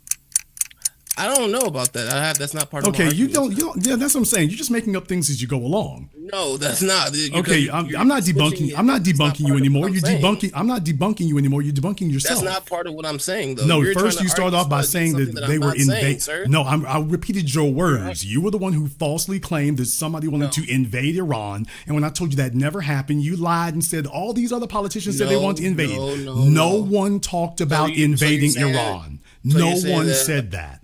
Nobody said that. Nobody said we need to invade Iran. Can I share my screen so you Sir, can see? I told you, show me the person who said let's invade Iran. All you're going to show me is, well, these are people who said that things need to change and that we need new regime and something needs to change. I never said okay, never said sir, regime change. You show said me, regime change. show me who said that. Sir, okay, this is your last try. Show us one politician. Show us one politician, sir. Show us one politician. Sir, show us one politician who said we need to invade Iran. Not well, you know, this sentence didn't say we need to invade, Hillary but I mean, Clinton. you know, Hillary it can mean that. Hillary Clinton literally said, "If I get elected, we're invading Iran." Show me, quote it. I voted for her. Bring us the quote. Show me the quote. Oh my! I can pull it up, but okay, sir, you're in Google right now. You just lied again. Now I'm not lying. Show us prove your lie. Like pulling it up when prove your lie. We're having a conversation. Okay, you prove your. that I'm lying, sir, Google it. You're lying. Google You're not going to find anything that says that. You're lying. Okay, give me 1 second. You can have 1 minute. You're going to call me out on my. Yes, sir. I'm calling you a liar because you lied about Trump. You literally just lied about Kamala Harris. You said you were going to. You were told, show us where Kamala. You said Kamala Harris said we need to invade Iran, and the best you could do is, well, she said that she don't like the regime in Iran. You haven't brought up anybody who said we need to put. Nobody said we need to. Okay, and now that's not invading. That's saying they're an adversary. Nobody's talking about putting boots on the ground in Iran. No one said we need to invade Iran. Didn't do that? So what you're saying is that they're all, by that logic, you're saying that, Hillary Clinton okay, sir, by that logic, that logic, what you're also saying is that they want what you're saying is they want us to invade China and Russia too, right? They scary. They ain't gonna do that. Okay, sir, I didn't ask if you thought they were scared. So what you mean is that they also want us to invade China and Russia, right? If they had the chance, yeah. If we had the upper hand, yeah, they would. Yeah. I didn't say if we did. Are you saying I agree. They would. Are you saying that they're calling for that? That they're saying we need to invade China and Russia? I'm not saying that they said the same thing about China and Russia that they said about. They said the same thing about China and Russia. They said about Iran, and you said that was calling for invasion. So which yes, because every other president said that, and especially the Democratic platform for the last 30 years has been invade Iran. Like, I don't understand. No Democrat has said we need to invade Iran. You're lying. Wait, how are we living in two different realities? Like, okay, sir, you've been asked several times to find a quote that says the words invade, boots on the ground, military troops in Iran. You've been asked several times to show us that, and you've been furiously over there banging on your keyboard, and you haven't found anything yet. This is with Google at his fingertips, and he can't find a single thing that ever said that. By the way, sir, you don't have to say because that's not true. You don't have to say that because if you use Google, the AI overview will tell you if Hillary Clinton ever said that. Now, is the AI overview agreeing with you that Hillary Clinton called for the invasion of Iran? Because all of us can go to Google right now and ask it, did Hillary Clinton ever say America needs to invade Iran? So what you're telling us is that Google's going to agree with you and not me, right? She said she wanted to obliterate Iran in 2008. She did not say she wants obliteration She did not if say Iran launched a nuclear weapon on Israel. She framed it as a necessary Okay, sir, that's not calling reckless for an tragic actions by Iranian So leadership. she said that if they take action against Israel with a nuclear weapon, is what you said. But now you're adding caveats to it. No, That's you're not- adding caveats. You No, said that you're adding caveats first he to said it, bro. she wants to obliterate Iran You're adding if they caveats to use a nuclear weapon. That's not calling for an invasion. But that was never sir. said. That was never said. That's If not anything, calling for an we always invasion. Said, we only said, Sir, we're that waiting she for you to said tell that us she when wanted to invade where's the Iran. invasion. That's the only thing That's not an we agreed invasion. upon. She said to You didn't say retaliate. if there was a She nuclear said weapon. the best you brought up was to retaliate against them. Tell us when they said she wants to invade them.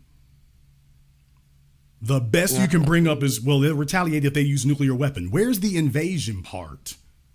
Like I said, this is not even really my argument. Okay, you've been standing by it pretty hard there. They have been always. Okay, you know what the hallmark of Iran, you know what the hallmark of maturity is? The hallmark of maturity is when you're blatantly wrong about something, you don't just sit there and stubbornly hold on to something and make a fool of yourself. We can point to lots of videos. You just stop man. saying I'm it. like, I'm not saying Maturity is when you stop standing by something that's been debunked. All the time, but yet you don't okay, see this sir, part? you're not going to talk over the host. I don't Maturity is not saying stupid things and standing firm. That's a feminine trait. Maturity is when you're wrong about something, you just stop making a fool of yourself. When you dug too deep, stop digging. You've already debunked yourself. If you could have made a quote today, you would have been able to do that. You didn't do it. And instead of you stopping, you're expressing extreme immaturity by simply repeating the same silliness over and over again. When you fully matured, you'll stop acting like this. Why don't you take the weekend off? Get off my phone!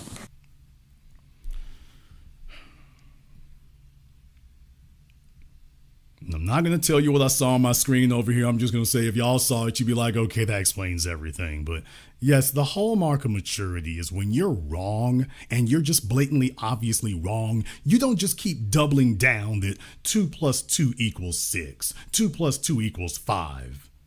You don't sit up here and go get Google articles that prove you're wrong and then say, well, I mean, it is invasion. I mean, I never said it was invasion. I mean, it is invasion. This is what happens here. Look. We have a lot of mental health facilities that just let niggas out all over the place. What? We have a lot of mental health facilities that are just letting folks roam the streets. I should have asked that nigga where he was from. But there's a lot of mental health facilities, and it's just some of their patients are just out here. They're in their rooms. They're tapping away. They calling up. You know, it's just their overseers and wardens aren't looking. I'm going to call him up. He doesn't understand. Trump is good, man. Trump is good. There's a lot of that going on, y'all. They've been watching Fox and Candace Owens. And you don't understand, Jason, you got it wrong. The Democrats are good.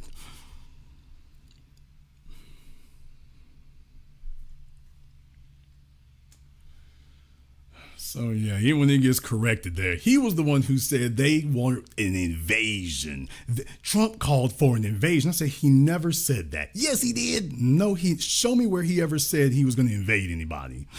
They don't. Iran is a threat. That means you want to invade. All right, it's just yeah.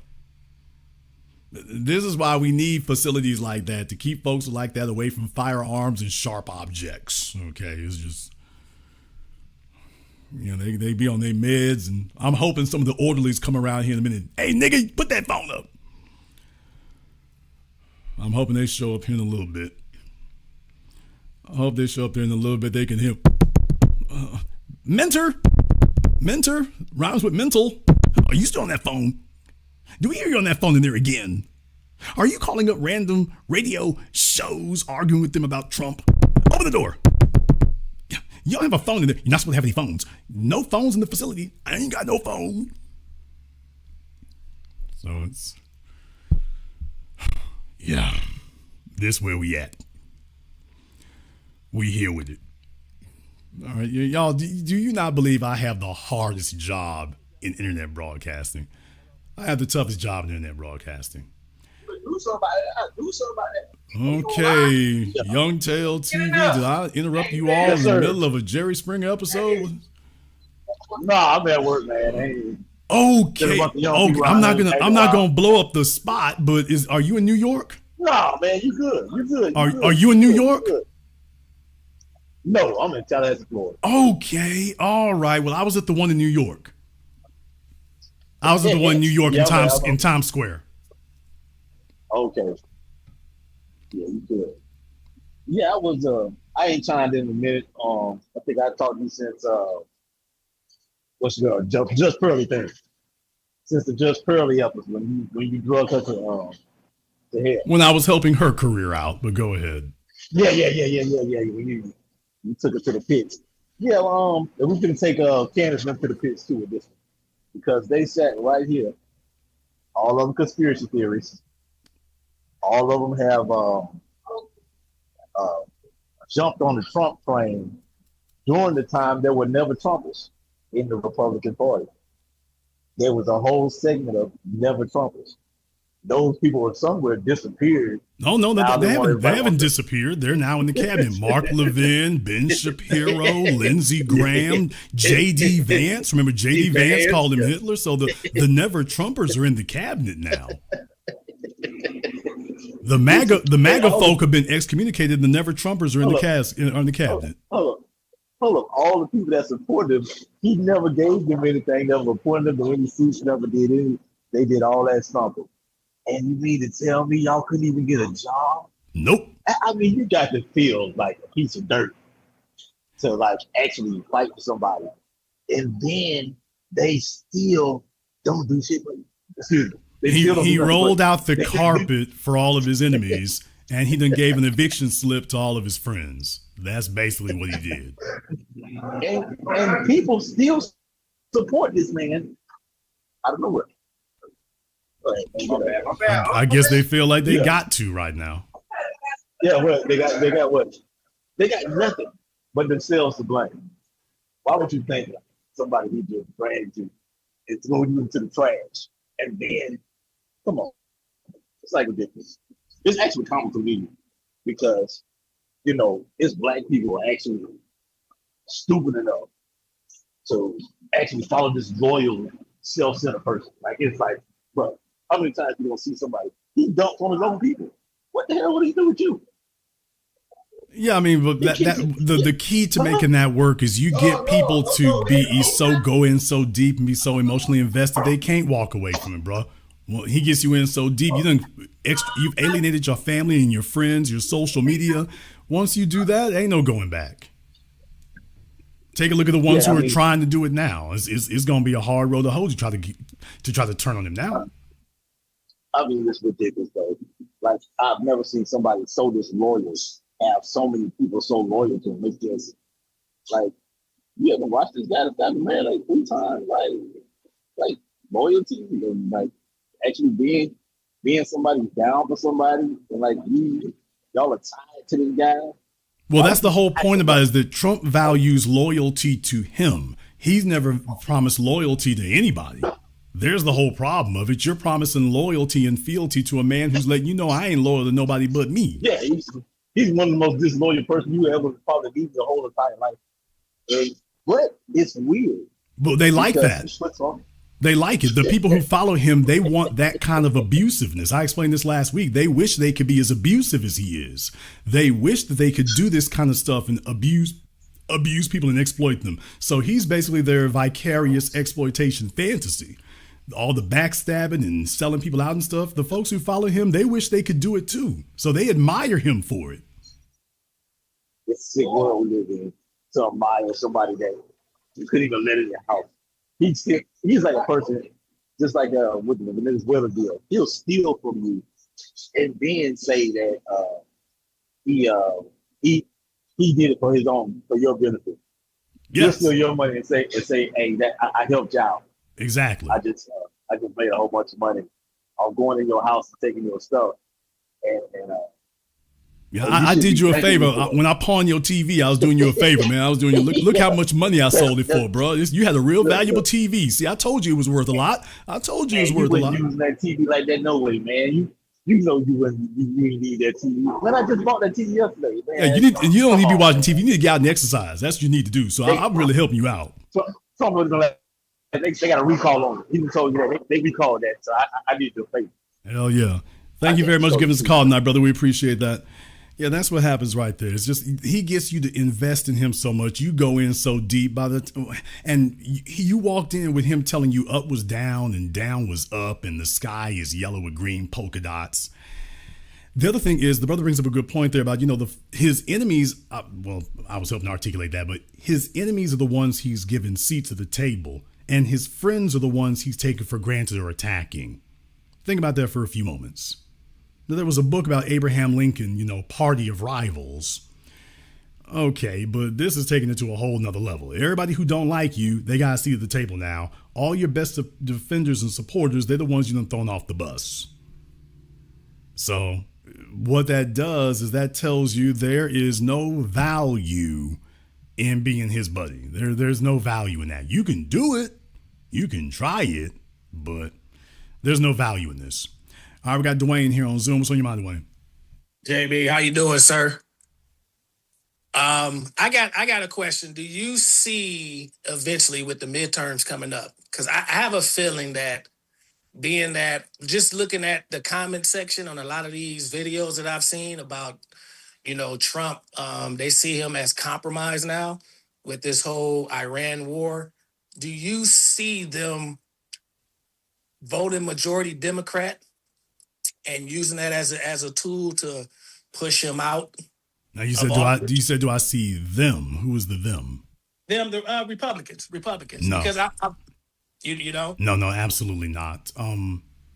They're unhappy with him, but if they had the election to do over again today, they would vote for Trump because what the Democrats wanted was just so outrageously disastrous from their perspective. So no, there's literally nothing the Democrats can do that will get the Republicans to support them. They just want Trump to stop the nonsense. Because here's the issue. The reason that they're upset about it is because they don't feel like there's anything happening right now that wouldn't have been happening if the Democrats were in office.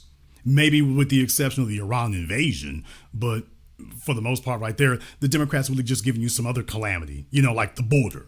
So you've traded the calamity at the border for an overseas calamity. Okay, the Democrats will shut down the overseas calamity and then start the calamity at the border again. So that's the reason why. So they're unhappy with Trump, but it's not because, they want to throw out the baby in the bathwater. They just want this nonsense over here to stop. Okay, yeah, that's all I had. I was just wondering because I've been seeing like in the comment section on a lot of videos that I kind of follow because, I kind of keep my eye on them.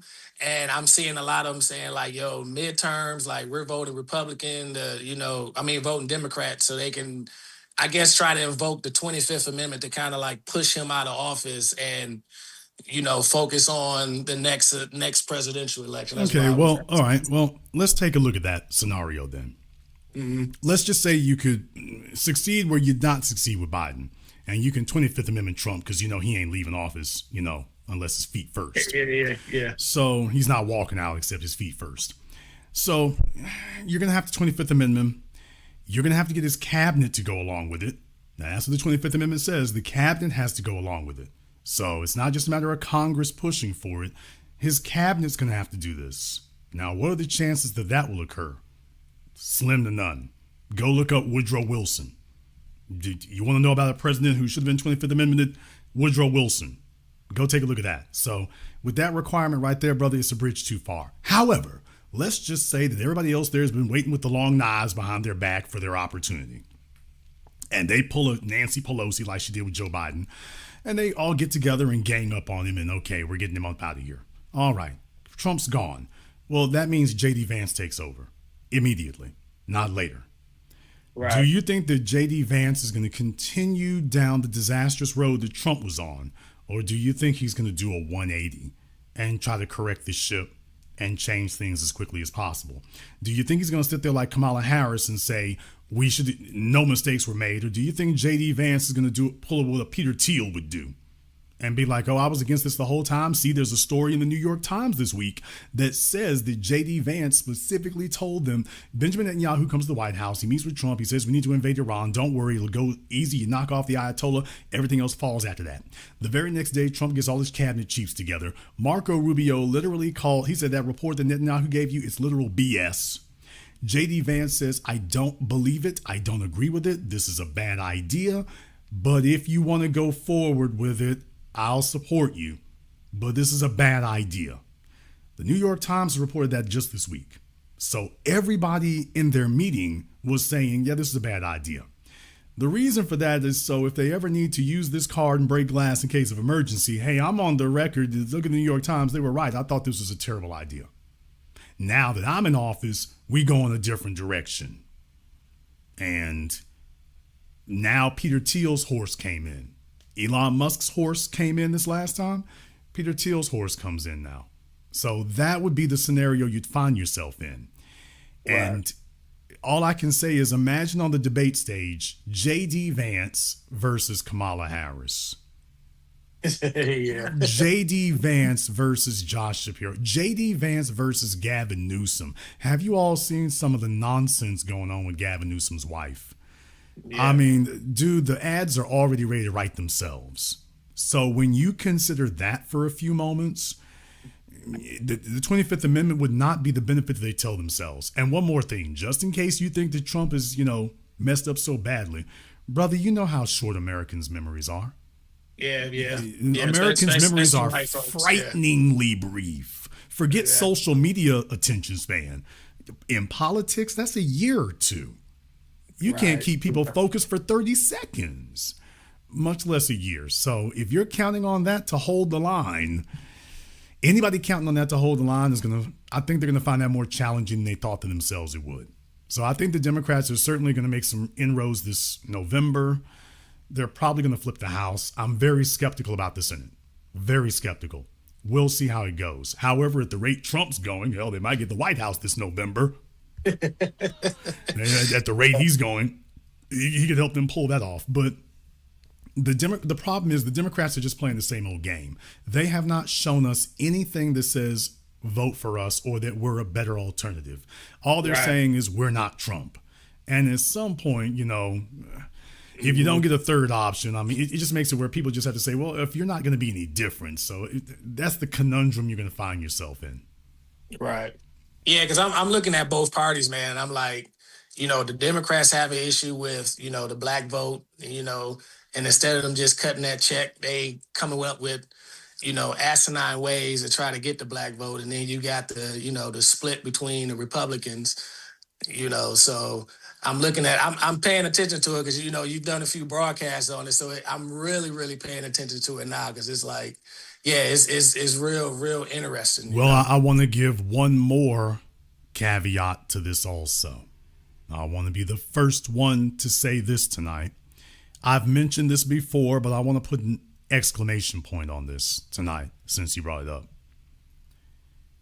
Like all conflicts, this one is going to end among the Republicans and the right-wingers. As in all conflicts, this one's going to end. And there will be a winner. Now, I need you all to understand that. When this is over, and it will be over, one side is going to emerge victorious. One side will. So it'll be either be the neocons and the old school Zionists, or it's going to be the America Firsters. Yeah. And right now, the America Firsters, basically, they're the young, they're the energetic, and they got the biggest bullhorn and the biggest megaphone. And unlike the politicians, they don't run for office every other year or every 6 years. They're running for office every day. I do this, brother. I do this. I've done this now going on 2 decades. Basically, I'm campaigning every time I fire up this microphone. In the case of Candace Owens and them, she's just steady programming every day. If you can get that dumb heifer to stop talking about Erica Kirk all the damn time, it would be a whole lot better. But between them, Megyn, Tucker, Alex, Candace, Joe Rogan, Theo Vaughn, the list goes on because there's a whole bunch of others out there. What are you going now? Pierce Morgan leaning in that direction. What do you do now when literally you could be listening to this narrative all day. With as many podcast hosts as there are out there, brother, this is playing all day. Breaking points, I can go down the list. There's a non-stop stream of this now. And then Trump drops one or two sound bites, and you think that's going to move the needle? And everybody's going to go to YouTube and just hear this steady drum beat the whole day? That puts a lot on their side. So one side is going to win, and they're going to prevail, and then we're going to see what goes from there. And then there'll be a candidate who coalesces behind that. So mark my words, how long that will take. If I had to put a timeline on it based on what I'm seeing now, because he asked about the midterms, I'm less concerned about what happens for the Democrats electorally and more concerned about what happens with the Republicans politically. Yeah.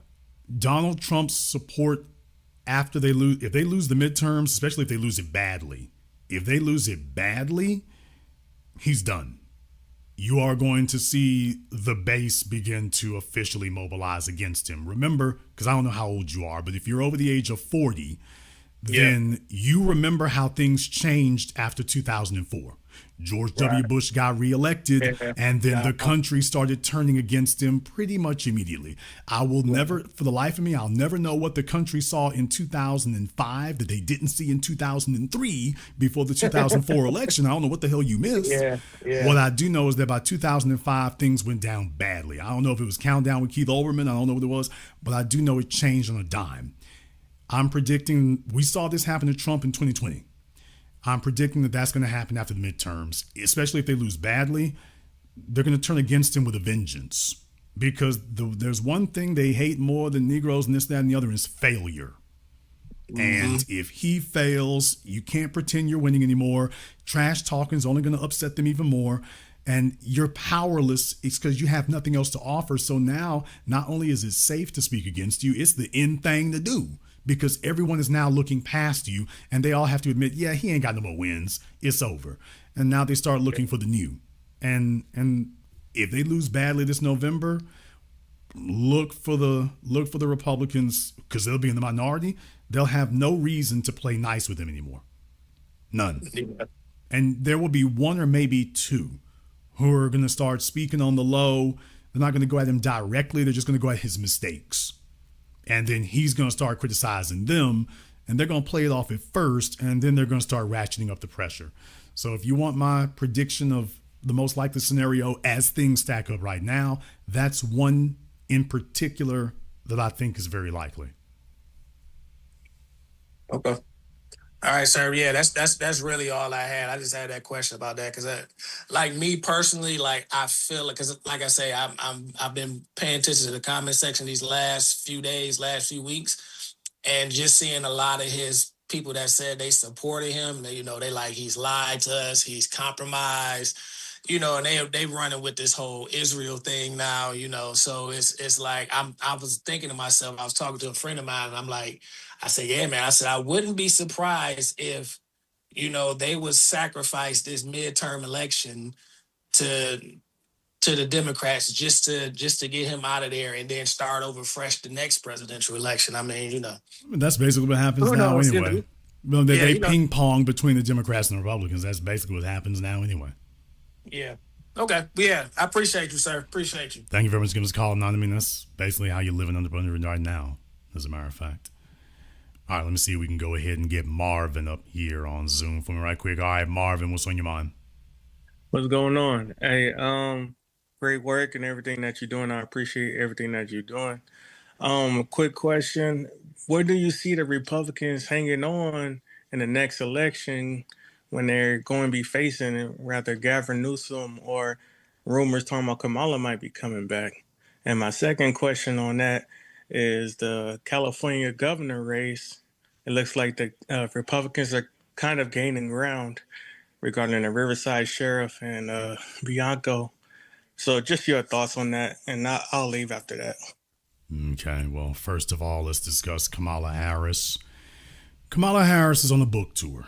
That's the first thing you need to know. Kamala Harris is trying to get her chips up because she's done in politics. That's the first thing. But the only thing that gave her relevance was adjacency to the White House, and that was all.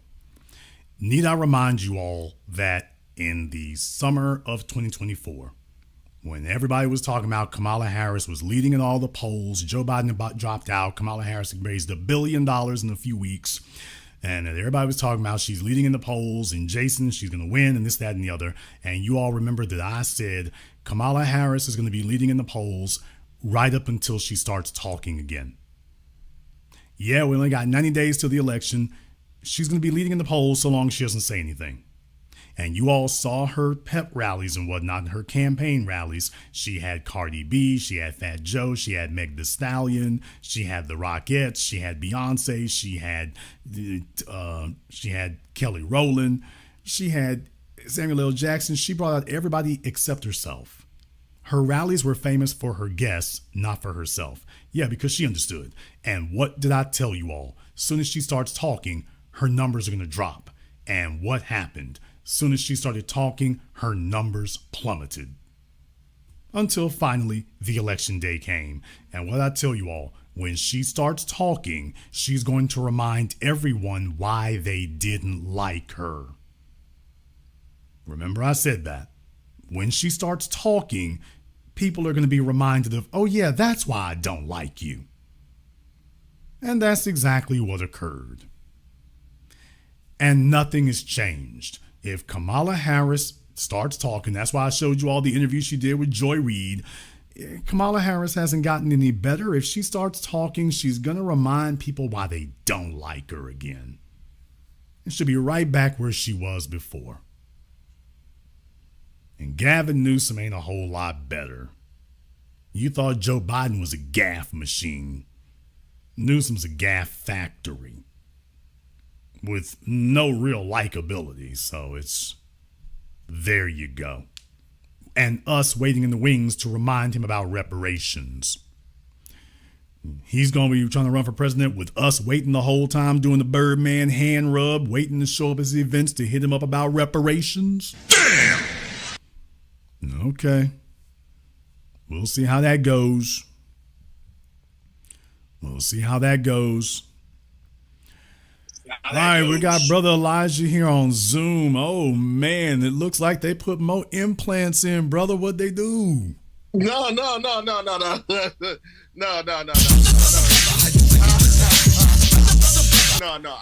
put some hair dye, brother. Wow, and now he just gave what was Elijah? Hold on a second. Yeah. All right, y'all, sidebar. I interrupt tonight's program to give y'all the hairline update here. Brother Elijah. Yeah. What was the point of paying them Turks to do the damn hair implant if you just gonna put dye on it, man? No. I'm covering up some of the grays, big brother. That's all it is. I'm not doing it for the hairline. My hairline is good. It's just for the grays on the side and everything like that. And I got some grays. That's what I did. Oh, nigga, what are you talking about here? It looks like Peachtree Avenue on your head. What? It looks like blacktop on there. What are we doing? You must have had them do it because it looks like Betty Crocker icing up there. No, I did it. You must let them Turks do it. They're like, we'll do hairline. We do good. We black and we do good. No, big brother. No. I'm sure this is good for Bollywood, but it's just. Oh, no. Brother. This is a work in progress, y'all. It's a work in progress, y'all. Yes, sir. You look. You're gonna see the final result at the end of the year. Okay, at the end of the year, wow. Okay, because I'm looking at the alignment right now, and I'm just noticing the left side's a little lower than the right side. So, old boy might have been drinking at the time, so it's. No. I ain't trying to put your business out there, but I'm like, I hope that's temporary, dye. I hope that's temporary because it's. No, you know what? Since you said that, I'll show you right now what I'm using. Nigga, I hope you ain't going to Facebook for the profile picture because it's. No. Oh, you did it yourself. Yeah. Okay, nigga, that's why you gotta have somebody else do it. What? Yeah, because if you don't get the lineup just right, it's like one side's looking like the other. It's looking like they teeth on standing rimpy. So I don't want that going on. But it's, yeah, brother, the alignment's a little off there. It's just Oh, y'all, I'm gonna wash it out in a few this is hours. what happens when you try to do the lineup out of the corner of your eye, y'all. You're trying to do the lineup out the corner of your eye. So on one side of your head, you think you got it, and on the other side of your head, you think you got it. And it's experts only need apply, man. It's experts only need apply. That's what we need right there. We need that. Yes, sir. All right, brother, what's on your mind? No. Before I ask my question, because before I just need if I can just do a quick preface before I ask my question to the caller that you was going back and forth with. It's not just about him. It's for whoever is coming on the program. This is not the platform to just say anything, okay? And especially if you're a man and everything like that, we talk with facts, okay? It's not there's nothing to be ashamed of saying you don't know something. Can you teach me, or can you explain something? All right. That's why every time I never take offense. I always, if I'm rambling a little bit, hey, you just say, hey, brother Elijah, what's your question? You understand? There's nothing wrong with that. Okay. But I meant what I said, brother. I meant when I said you got a lot of low key folks here, man. Let's just keep it real. You got a lot of low key folks. They stay welded in front of their internet screens and whatnot. They watch YouTube all damn day, and they get a steady diet of the coons and the white supremacists, because that's what YouTube feeds them. They don't think critically, and the next thing you know, there are black people. They look black, but they talk white supremacists. With the white supremacist talking points, and he was a perfect example. B Mentor was a perfect example of being emotionally invested. He has a position. Right. His position has no basis in reality, but just like Trump, he's repeating it because that's his investment. And if he abandons that, then he loses everything else. So rather than doing the adult thing, which is when something has been disproven, you change your position with the facts. When the facts disprove your position, you change your position with the facts. He's instead digging in his heels and saying, well, the new fact is that really happened. Yeah, they really did say we're going to invade Iran. Well, this right here means we're going to invade Iran. But you said they were going to say, well, I didn't say they said we were going to say that. Okay, but you just said they said it. Well, they did. You see what I mean? So it's... Right. I'm white and I say so doesn't work outside the White House. And right now it's not working in the White House either. Right. All right. And then now to your thank you for clearing that up, big brother. You said something tonight's broadcast because and I saw it on your Twitter and I reposted it about them bringing back the they're gonna automatic draft for men 18 to 25. Selective service. So selective to be service. Clear, I'm hammering the point home by saying you could call it drafting to the registration, but no, it's not a draft just yet. But this is selective service, which all of us have done. But what they're saying is that instead of us sending in the card and stuff, remember we had to do it voluntarily or go to the post office or whatever, that they're just going to automatically enroll you now. So, big brother, big brother. Back in 2004, when I applied for my New York State ID card at that time, I was 20 years old. I was automatically put in for selective service, right? Because that's the first thing they ask you: are you registered for selective service? Right. I mean, so somewhere it's going to happen at some point. The real thing is that the whole point they're making is that, by the way, there's already a database already. They already know about it. So to be totally honest with you, they've already got all the information they need in high school. You gave when you got enrolled in school, your parents had to give all this information. It just gets transferred from one school to another, from your elementary to your middle school, if you went to middle school, to high school. So in reality, they've already got all this information. The whole thing was that the deal that was struck after Vietnam was that you would voluntarily submit this information yourself once you came of age. And of course, the government is doing what it always does and going back on its word and now saying, you know what, and it's not voluntary anymore. So we don't need you to voluntarily do anything. We will just assume you're going to do it, and we'll take care of this for you. So this is where we at, and welcome to the double cross. Right. And then you said something they're doing. You said something early in the broadcast, and you said they're doing this for a real war. And I wanted you to just possibly further later on. Yeah. So that tells me that this real war that's later coming, then that means Iran is a proxy war for something else. If I'm well, correct, no, what I'm saying right? is this is a power grab, is what I'm saying. So Okay. I don't know if we're talking 5 years or 10 years. What I am saying, though, is that government does not grab power because it's not going to use it. And it doesn't grab power because it's wondering what to do with it. If it came over Right. here and grabbed that and picked it up, they already know what they want to do with it. And they already know how they want to use it. So every administration keeps encroaching on your rights and keeps encroaching on your liberties and keeps taking rights and freedoms away from you. And then they pass it off to another one. So, Ronald Reagan was the one who started peeking into your bank accounts. Remember that. The so-called war on drugs. Remember? Right. So you had Richard Right. Nixon with the war on drugs, and then Reagan, who allegedly was hyper accelerating it. And it was really just a war on black people. But what did he use that power for? To start peeking into your bank accounts. That was the first thing they started doing. So you had folks who were like, you can't deposit any deposit of $10,000 or more gets flagged for the federal government, to be able to take a look at. However, I had to remind people that that is not what occurred after 9/11. After 9/11, that was basically expanded to any unusual activity. Well, what in the hell is the definition of unusual? Unusual for you? Well, what does that mean? Whatever we decide it means. I'm just telling y'all right now, all of your bank transactions are logged now. All. Every one of them is logged now. And the whole point is that it's logged and it can and will be used against you in the future if they need to.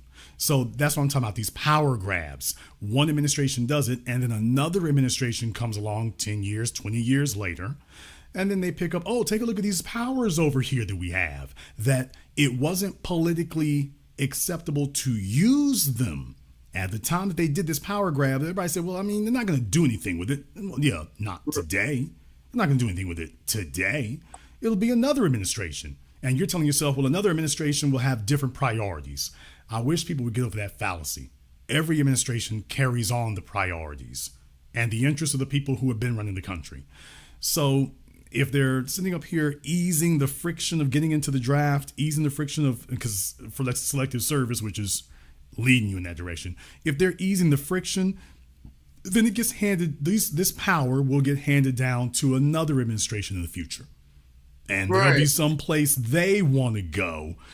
And don't be surprised if they just grab, we're just going to grab 10,000 of you. We're just going to get 10,000 of you. That's just a supplemental force. You just be supplemental. You'll be sitting in a bunker somewhere. Don't worry about it. Straight out of high school, you don't want to go to college? Okay, we're going to just draft about 10,000 of them there. We'll do that. Because make no mistake about it, selective service is the draft. Yeah, of course. Now listen, you were in the military. Now you were there. Yes, I was. Selective service is the draft. We play this game where we say it's not, but selective service basically was the compromise of the draft. And at any time, it basically became a break glass in case of emergency, is what it became. But they're not doing this because everything's okay. They're doing it because it's not. Population is falling. Military enrollment is falling. Certainly enthusiasm for what America's doing militarily is plummeted. So they're getting themselves in position that just in case folks you have a volunteer military, just in case not enough people want to volunteer, we got a system for you to get voluntold. Right. Yes. Yeah. I'll let you have the last word. Hey, big brother. My last word is this: with just these two quick questions. If these people, if the young men out here get voluntold, do you see a rise in like a Muhammad Ali style being defiant towards the draft? That's my first question. Yes. Perfect. Okay. Perfect. And they understand that there's going to be serious consequences. Everyone ignores politics until politics goes too far and starts encroaching on whatever your program is. That's when you get the pushback. So if they did do something like that, yes, which was the whole point. There have been a bunch of politicians who wanted to eliminate the volunteer military to force the government to draft people so that the population would take it seriously. Because with the volunteer military, it created a situation where the government was now more eager to start military conflicts, which they've been doing, So you have the War Powers Act because Congress gave up its authority to declare war to the president through the War Powers Act, which is unconstitutional. And then for the military, gave it up with the draft, where you have volunteers, so it's always somebody else's son, somebody else's daughter, somebody else's kid, and you know for a fact it, quote unquote, won't be affecting you and yours. With a draft, people would be, and you have a bunch of MAGA morons real eager to support wars because they know they're not going. Ain't that right, Trump, with your 5 deferments? So that's the kind of folk you end up with. Without a draft, everyone would have to take it seriously. There was a reason why the kids were in the streets and at Berkeley and everything else, because this is going to, if they go to war, this will directly affect you. Of course. And if you return to that, everyone's going to start taking it a lot more seriously because, it will be a literal lottery. For those of you who didn't know how the draft worked, if your family wasn't rich enough to get you out of it, it was a literal lottery, like they have in New York for housing or whatever. And if your number comes up, you're going. And that was what the draft was. Well, imagine a computer system now. You just get an email that says, congratulations, you're the newest member of Uncle Sam's army. Yes. And we're going to go bring peace and democracy to Iran. So get ready to pack your bags. And by the way, if we cannot find you, that is AWOL. And that's a that's a felony. So it becomes that. It becomes that. Yeah. And then my second quick question, and I'm going to land my plane. With this whole thing with Mr. Benjamin Netanyahu, if I'm correct, Professor Black Truth said that Trump agreed with the Israeli lobby to invade Iran, and I'm trying to figure out, this was something in the works for 47 years. The American politician knew this was going to eventually happening. Why are they freaking out so bad? And on that, I'm gonna land my plane. I mean, they knew what was going to happen. They knew that eventually America was going to come for Iran via proxy or not, because there was a bad precedent that was set, especially back in '79. Professor Black Truth said that in his now video classic essay on code Iran and what it means to be on code. He said he talked about Iran set a bad precedent with this regime change and everything like that, and defiance towards the United States, England, and now today Israel and everything like that. And America was going to eventually rise up and get her come for these people. Well, I mean, and, right. Eisenhower warned about this right after World War II, which was the last. World War II was the last quote unquote legal war. The last one that was actually authorized by Congress. Everything else since then has been illegal wars, conflicts, police actions, whatever you want to call them. We haven't had a legal war since then. However, Eisenhower warned you about the military-industrial complex. This is after World War II. He knew all this then. He fought in World War II, and he saw, hey, there's a bunch of folk who it's basically become their economy, like the Roman Empire. The Roman Empire was a war economy. And what he's saying, he was warning people then, hey, I've been on the inside of these beasts. There's a lot of that going on, and we need to be very vigilant to guard against this. What have you seen since? America's been making up wars to go into ever since. Iran's number just came up. That's all. Their number just came up. The only people who are not eligible for a direct attack are nuclear powers. Everybody else, you are eligible to get fed to the war machine. Thank you very much for giving us a call tonight. We appreciate that. Let me go ahead and see if we can get Morpheus up here on Zoom. So Malcolm, Maestro, Zoom user, everybody else here, just hold tight for a minute here. You are eligible to get all right. Turn off your speakers. Morpheus, what's on your mind? Hey, how you doing? Jason, great broadcast. I called because you said something very interesting early in the broadcast. How you see there's a division between the old and the young in the Republican Party, and I agree with that. And it also made me think about us when you always talk about don't trust those old, you know what? You know what I'm saying? And they set themselves up because they don't have a Jason Black over there to tell them don't trust these old, you know what? You know what I'm saying? So, well, I mean, to a certain degree, because I mean, have you ever seen white kids in a grocery store? What? I mean, it's just, you want to talk about somebody who's in rebellion against their parents. So that's never been an issue. I mean, if you are a white parent, just take that Xbox controller away from your high school kid, and your ass might end up on an episode of the First 48, or Snapped or Unsolved Mysteries or something. I mean, that's the short way to end up on ID Discovery. If you're a white parent in an affluent neighborhood and you take his PlayStation, that can end up happening to you. So that's never really been the case. Mm-hmm. And you made up a good point too on the podcast when he got his warning shots over the ear, and I forgot after that over the ear moment. I don't want to mess up your broadcast. There was more attacks at his home, Trump. So they really wanted to go to have this war come out. Do you agree that he's been pushed with all these attacks, or do you feel that he always wanted to do this? The folks behind him do. Because remember, you have presidents who come and go. Do you realize that Bill Gates has been one of the richest men in the world for the last 4 decades? Do you realize that? Do you realize how many administrations have come and go and Bill is still there? Warren Buffett's still there. Larry Ellison still there. Now Elon Musk still there. Peter Thiel still there. We can go down the list. The Rothschilds, you name them. Do you realize how many of these interests, these unelected interests, they've been there the whole time, brother? That's who really runs things. Some of them are domestic. Some of them are foreign now. Presidents come and go. These people's interests are eternal. So they transcend your election cycles. Right. That's what you got to keep your eye on. So one election goes, another one comes, might go their way, might not go their way. It doesn't matter who won or, quote, lost the election. These people are the ones who are doing that.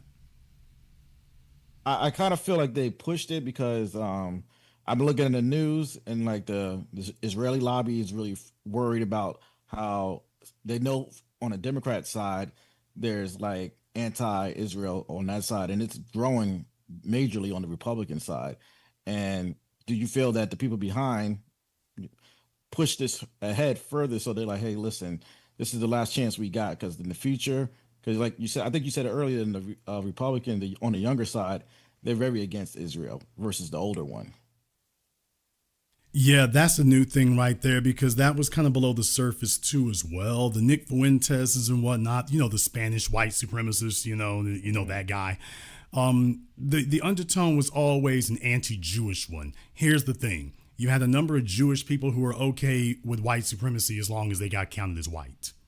And they've only had an issue with it when their whiteness isn't honored. So they're perfectly fine with white supremacy as long as their whiteness is being honored. But now Nick Fuentes is like, yeah, damn, honoring your whiteness.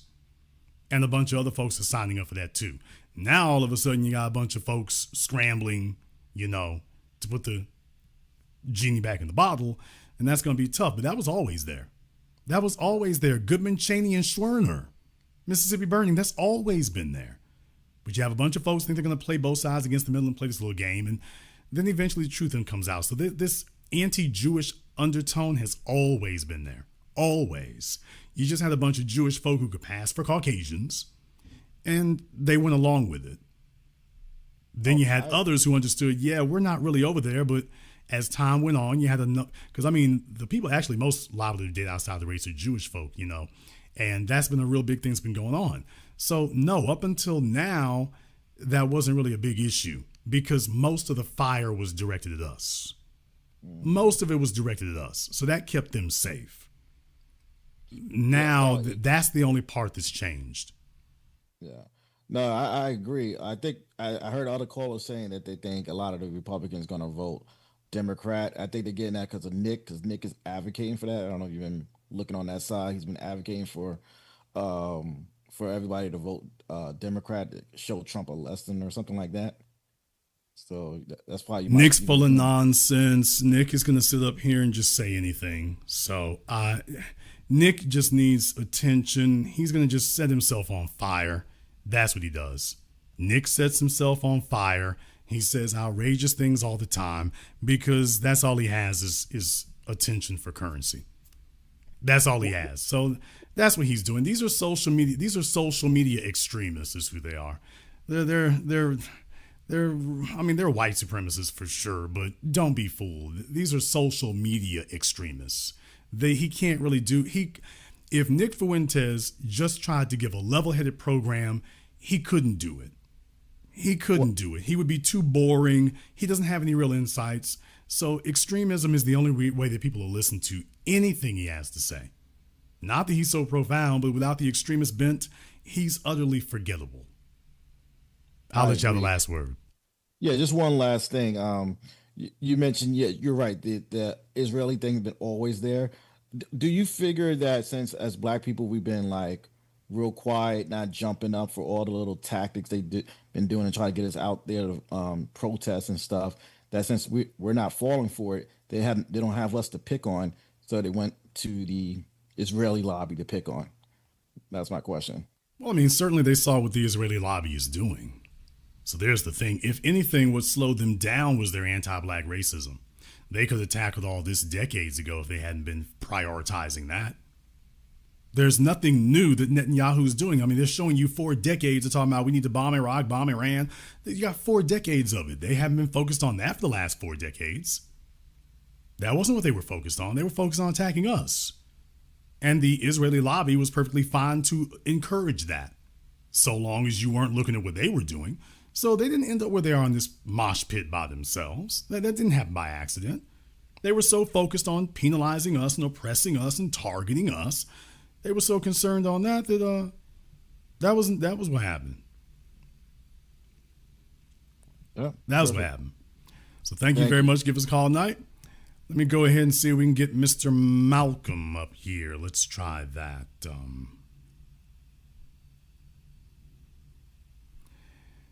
Let's see if we can get you up here, Mr. Malcolm. We'll give you about 5 seconds here, and then we have to move on. All right, Mr. Malcolm, what's on your mind?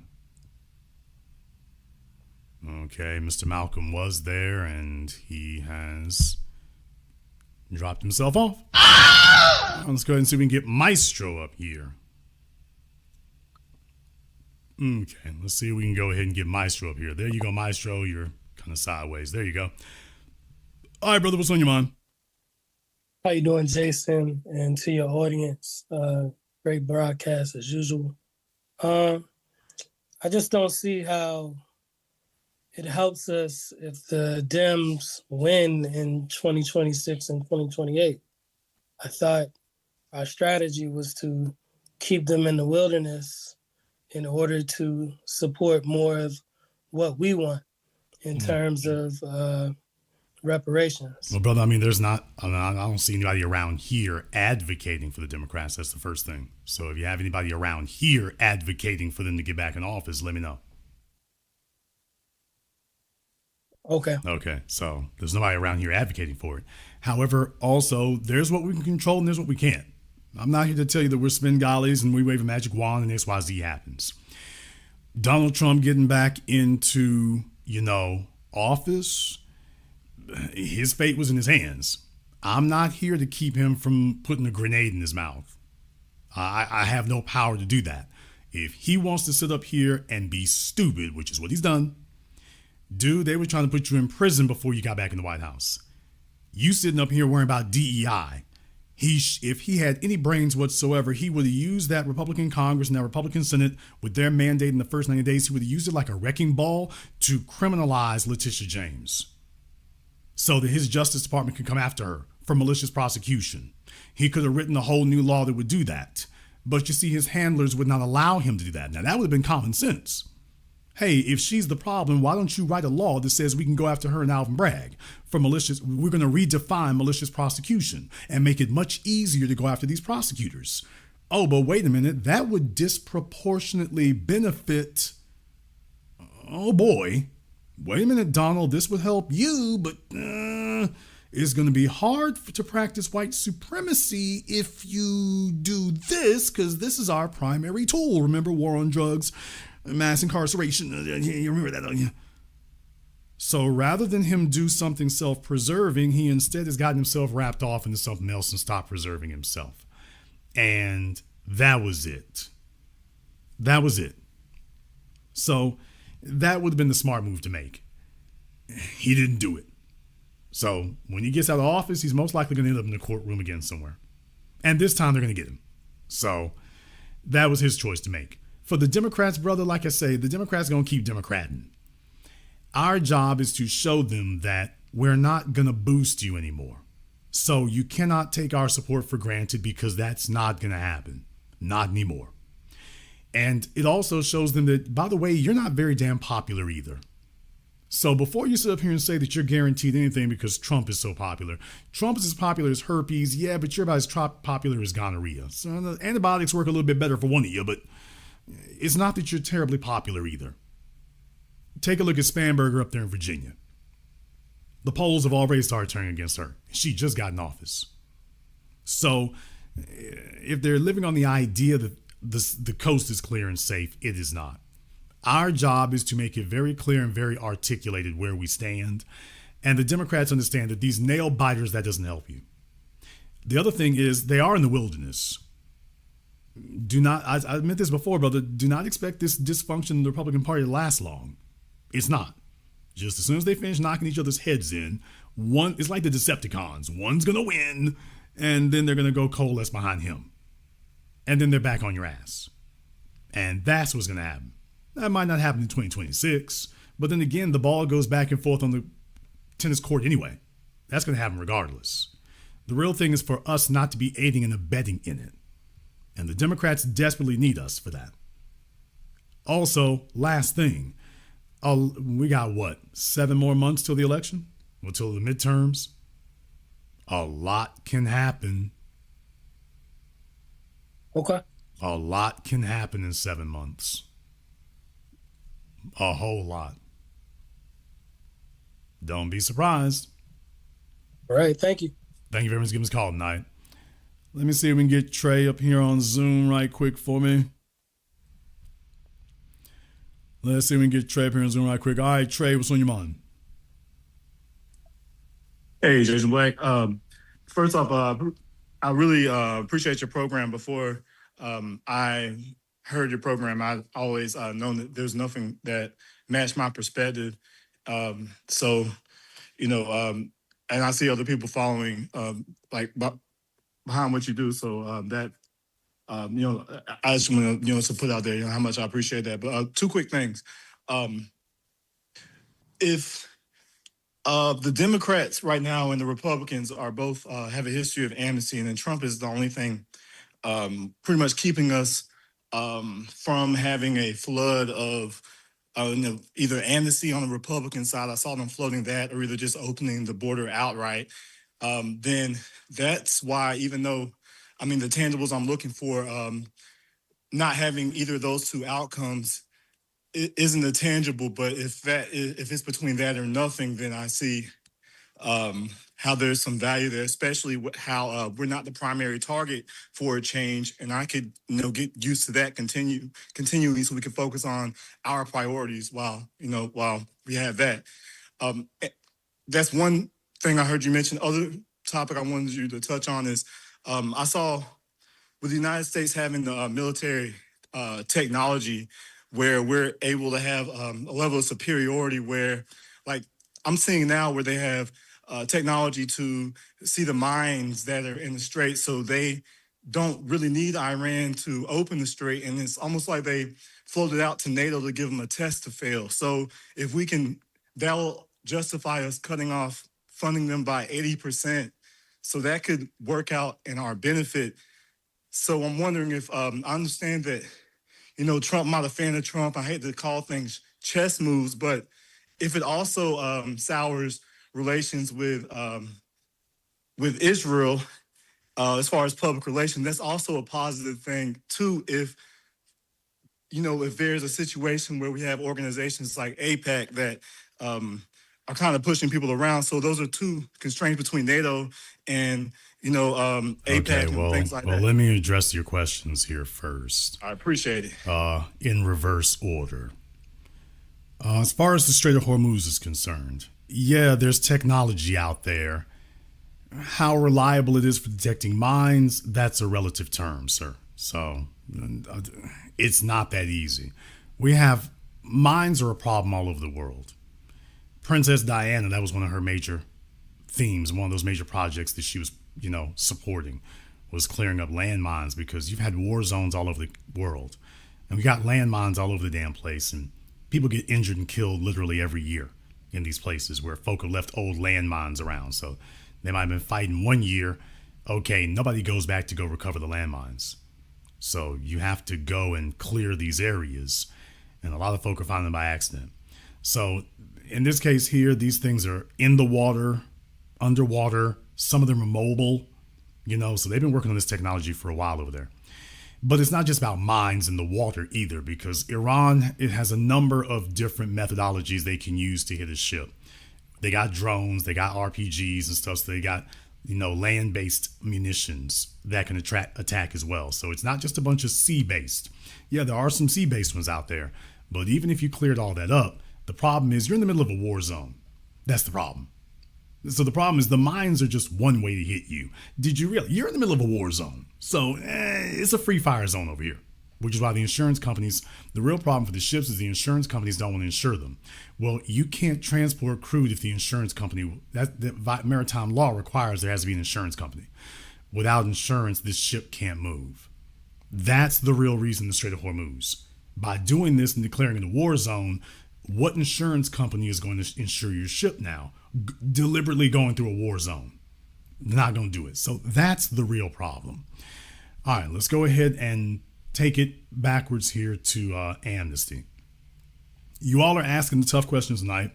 They are legitimate. I'm not going to sell you on the bill of goods.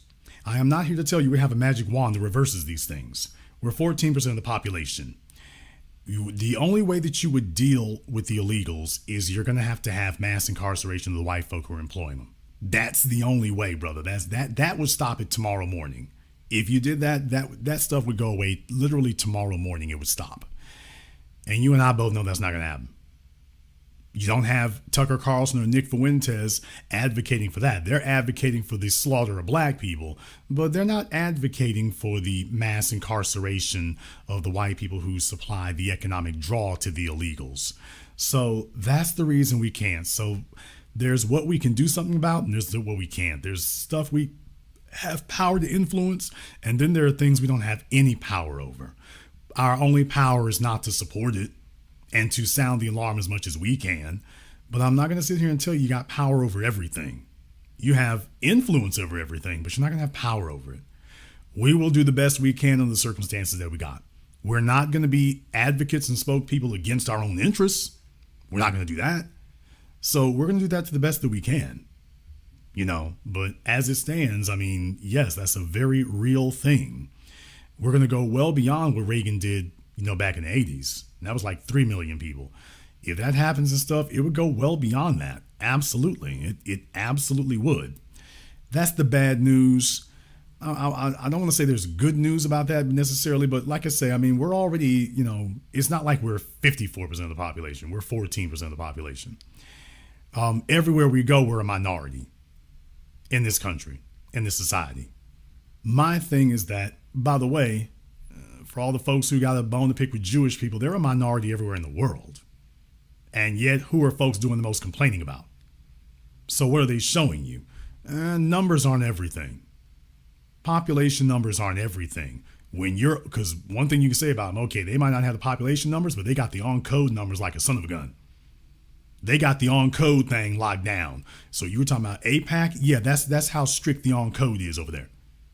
Because AIPAC is just one organization among many. Many. So what I'm saying is that's what we need to be on. We need to be on that right there so that population numbers and electoral numbers become a lot more relative when you're in that position. So that's something right there that really counters it. It doesn't matter how many other people they have at that point. We have the ability to exert our will once we're in that situation. So, and we need to be pushing for that regardless of anything else happening. We need to be pushing for that, because the problem is that our economic destitution makes the whole situation more acute. It hits you a whole lot more because you're already, fighting in a deficit. Resolving that deficit is what would clear a lot of that up. Would it be off code if the keeping the focus on the border? Because if the Democrats get in power, they're going to probably impeach Trump, and then I think like immediately we'd be looking at either amnesty or. So it seems like I understand that what's most important is that we be on code, and we'll be okay as long as we do that. But as far as things that are important to me, as far as single interest voter, I don't want to see Trump be punished for like the 14th Amendment. That would be the most powerful move for Black Americans. I mean, I may be wrong. If we have the power to vote and all these other people don't, we have that on the table versus him being impeached. So if I'm looking at it from that perspective, I can't think of any reason why I shouldn't, like we shouldn't go. That's a lot. If we've been picking the lesser of two evils right now, this is this should be a no-brainer. Well, I mean, certainly, but once again, like for the 14th Amendment, you're going in front of the Supreme Court. So, and please remember, this society is always hypersensitive to anything that would specifically benefit us. Anything that would specifically do that. So the Supreme Court is very well aware that the ramifications of enforcing the 14th Amendment as written and intended would specifically be a huge boon to us. They're very, very well aware of that. And what it does, brother, is it clearly illustrates what the problem is. The problem is these Anglos are bringing the illegals over, no matter what area or level of government society you're in. So they're making the choice, oh, damn, do we take the Spaniards or the niggas? Which one do we get? Oh, man. And more often than not, they've been choosing the Spaniards. So, yeah, there's the issue right there. Well, but the law says, we should damn the law. The law is whatever we say it is today. But I got the Constitution right here. He's sitting there and ripping it up in front of you. You're old enough to remember Dick Cheney. The Constitution is not a suicide pact, but I thought it was the supreme law of the land. So what you saying? Sometimes it applies and sometimes it doesn't. Well, then, brother, if it doesn't apply all the time, then it's not the supreme law of the land. Then it's not. And the Supreme Court been doing that all the time. So yes, everything you're saying is absolutely correct. And it's also arbitrary. So that's the ramification and the result of being in the system that we're in. Thank you very much for giving us a call now. We appreciate that. Yeah, like I say here, folks, I mean, look, it's a dirty game. You're playing against white supremacists. This is what they do. You're playing against white supremacists, and this is what they do. This is what they do. So the truth doesn't mean anything to them. Donald Trump just showed you that CNN is lying. CNN says I'm number one. Whatever he says is, quote, true in this moment, and that's what you go with. And if 2 sentences later he says the exact opposite, oh, well, guess what? Spin. So it becomes that. This is why you have to replace this system of injustice and insanity with justice. Because a system of injustice is insanity. This is how you have to live in an insane Alice in Wonderland through the looking glass world with the damn Mad Hatter as president. Yeah, this is what a world consumed of injustice does. It's infuriating, it's maddening, it's sickening, it's a bunch of things. Yes, this is a world of injustice. This is a society that brags and boasts about how unjust it is. And it is a madhouse. Mr. Malcolm, you have 5 seconds to be on Zoom or permanent vacation here, brother. I don't know why you're playing on my phone. I really don't understand that. Unmute yourself, sir. Lower left-hand corner of your screen, the microphone. Speak. Brother Jason, can you hear me? Yes, you're on. What's on your mind? Yes, sir. Thank you for having me on. First time caller, Jason. First, I got to say, man, thank you for your program, brother. I've been listening for like the past 63, 64 programs. I first learned of your program back during the pandemic in 2020. There was this young lady named Michelle. Long story short, she swore by you, and I didn't really get it at the time. But, you know, she swore by your program and swore by the things that you was teaching, that you was putting forth in your program. I listened for a couple times. I didn't really catch on. Long story short, like I said, now I've been listening for the last 63 programs, and I totally get it. So thank you for your analysis, brother. Thank you for your program and everything that you do for us, and be first. Okay. Well, tell whoever Michelle is, thank you. She needs to stand up. Go ahead. Yeah, she's probably listening right now, Jason. Like so serious, amazing disposition, young lady, and everything with that. But I got a couple questions I got to run by you, brother. I won't be long. There's nobody else I can ask these questions to, so I'd appreciate your input. The first question is about the civil rights movement. I was born in 88. You know what I'm saying? My parents was born in 66 and 65 respectively. And, you know, my parents did a good job in raising me. I would say they did the best they knew how to do. You know, they taught, you know, the typical stuff, you know, be a good person, do right. You know what I'm saying? Don't lie, don't cheat, don't steal, all that type of stuff. But with that being said, with the severity and the magnitude of the situation that we're in as foundational Black Americans, they didn't teach us all they didn't teach me, let me speak for myself. They didn't teach me all of what the severity of the situation was. You see what I'm saying? And so they didn't mean to do that, but the principle, but wisdom is principle, because the direct implication of wisdom or not having wisdom is you infer harm when you don't have wisdom, right? So if you're not wise, you infer wisdom. So I say that to say that they harmed us, you know what I'm saying, inadvertently, by not knowing in the severity of the situation and not teaching us, not being aware of it themselves. So my question to you, brother, you're giving naivete a lot of leeway there. How so? Nobody is naive in this system, sir. Everyone sees white supremacy and knows how bad it is. You only have two types of Black people: those who see white supremacy and fight it, and those who see it and go back to picking the cotton. So you're giving a lot of weight to naivete in a place that naivete doesn't exist. So let me ask you this question then, Jason, because I've considered that aspect of it as well, right? And so I've also considered the aspect of, because coming up, like I take myself, for example, right? Because the people that was before me, because they didn't inform me, I legitimately didn't know and wasn't aware of the magnitude of the situation, even as I was coming up in it and going through it and seeing it. Like I was seeing, like, that's white supremacists, and then it would be like, I would not really understand what it was at the time because I'm going through it and not having the proper framework to properly digest it.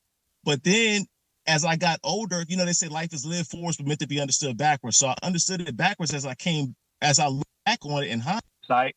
But going through it, I didn't know. Okay, well, here's the thing.